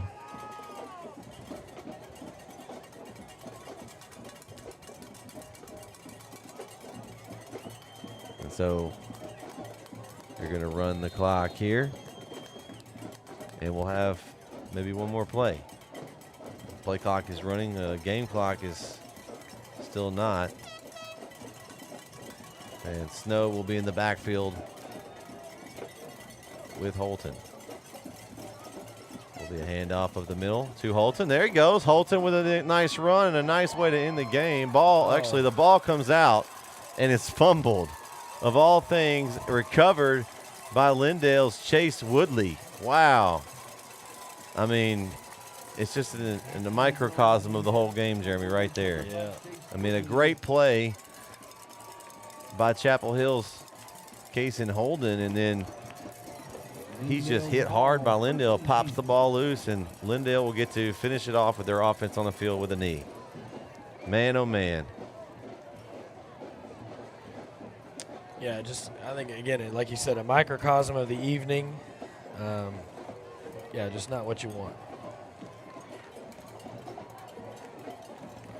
But what a performance by Coach Crocker and the Lindale Eagles here. I mean, that game plan to perfection, executed, minus the one interception for the touchdown. Pretty much couldn't have drawn it up much better for them. So Lindig will take the snap and take the knee to end it. And that's going to do it here in Lindale. As we had a lot of points, Jeremy, just more for one team than the other. Yeah, not the game that we expected as far as the score goes. But again, hats off to Lindale for just putting their foot on the gas and not letting up. All right, you've got some stats for us. Yeah, I do. So we'll start with the Bulldogs. G went 7 for 20 for 135. He had the touchdown, but then he also had the 2 picks. And then Snow in a backup coming in at the end there was 1 for 4 for 16. On the running end, again, we talked about it. Darden was kind of the leader there. He had 99. And then you had Stinson with 12 and a couple of fumbles. And then you had a couple other guys. So they ended up having 4 fumbles on the night and then 2 picks. And then on the receiving end, you had Blaylock with 73 yards. You had Brown with 66 and a touchdown. And then you had Hinojosa there with a late 16. Those are the three big guys. Penalty-wise, Chapel Hill ended up with a little over 71, almost 72 yards of penalties. And then on the other side for the Lindale Eagles, Lindig ended up 9 of 14 for 177 with 2 touchdowns and the lone pick. And then Fowler on the initial play of the game went 1 for 1 for 81 and a TD. Rushing-wise, Lindig ended up with 100 rushing yards and 2 touchdowns. And then the man of the night, again, I'm going to say my player of the game was Thurman. 40 carries, 202 yards, so 5 yards a carry and 2 touchdowns for him. And then a couple other players, chipped in a few yards there, but those are the big ones. And then receiving, number 6 for Lindale, Caden Fowler had 102 yards and a touchdown. And then number 9, Copeland, had 97 and a touchdown. He was the recipient of that 81-yarder. And then you had number 8, Carnathan, the tight end, had a 52-yard touchdown. And then you had number 13, Jarrett Johnson, number 12, I apologize, Colton Dunn with a 10-yard score. So 4 TDs receiving there, and so 3 by Lindig, and then 1 in that initial play. So a big night for the offensive end there for the Lindale Eagles. Yeah, just came off from the beginning and just established from that very first play, the trick play, and just didn't look back. And if you're Lindale, now you've got your sights set on the rest of the district. I think you've put yourself in a good position now with this district. The top 2 seeds get home playoff game, so that's kind of what was on the line possibly tonight.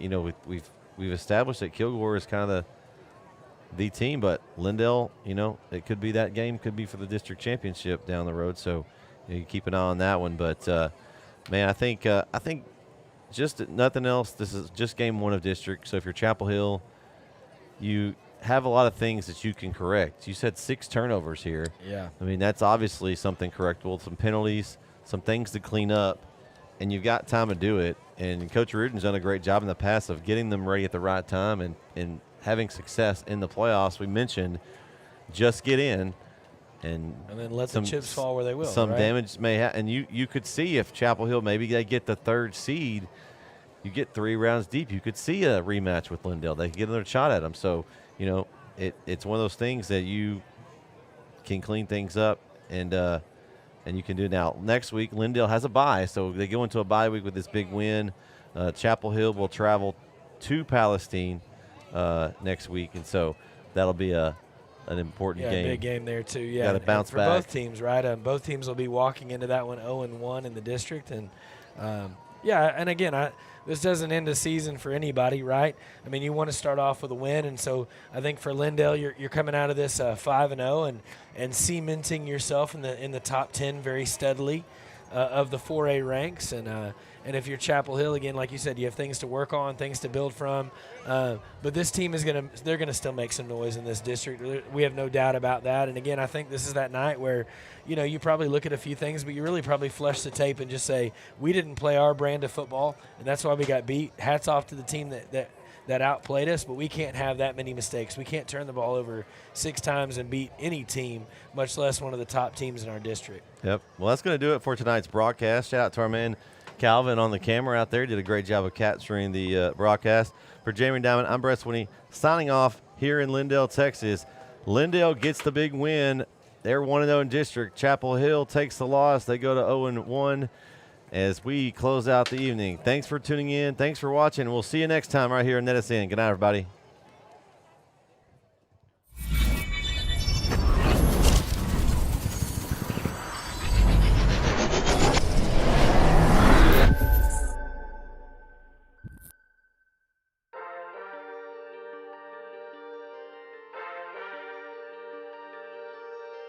Williams fights through the yards, breaks some tackles. Williams still on his feet. Williams breaks another tackle. Here he goes. He's got some blockers. Sam Williams, he ain't going to catch him. Touchdown, God. 59-yard touchdown run on 3rd and 2 for Sam Williams. Yeah, whoa. They get set early, very quickly here. Play clock down to 3. Dixon gets it off, low snap. Pickram up the middle, and there he goes. Pickram into the secondary. Pickram is going to go. He is Gone. Touchdown. Macho steps up in the pocket, and he gets away from one tackler, avoids another tackler, tries to run. He's still on his feet. Camacho's still on his feet. He's still running. Camacho, goodness gracious, he's still going. Camacho, is he going to score? Wow. Touchdown. Quick pass. Bork adjusts and intercepted, and he caught it. He's coming back. He's coming back. He's going all the way. Oh, my God. No, It's Taylor. Just let him go. Just let him go. And a pick six. Kind of stalled him out here. Brisbane got Stewart with a little. Oh, he ran over the defender. The helmet coming off. Holy man. Quarterback Smith. And Smith's in the gun. He's going to go back to pass. Goes out to his left. He's got a man open. It's Bork again. Caught. Bork breaks some tackle. Oh my gosh. He's still on his feet. He's inside the 10. Touchdown, Arp. What? Here we go. 1st and 10. They're going to throw it outside. They're going to double pass here. Going deep. That's Man Scott. What a catch by Man Scott. It's a one-handed grab. He's going to go almost all the way. Just tackle at the one. Highlight reel right there for Man Scott. Oh, my goodness, Jason. I don't think you'll see anything like that. Woo. That's not an East Texas highlight reel. That's Sports Center right there. Man, oh man. What a catch.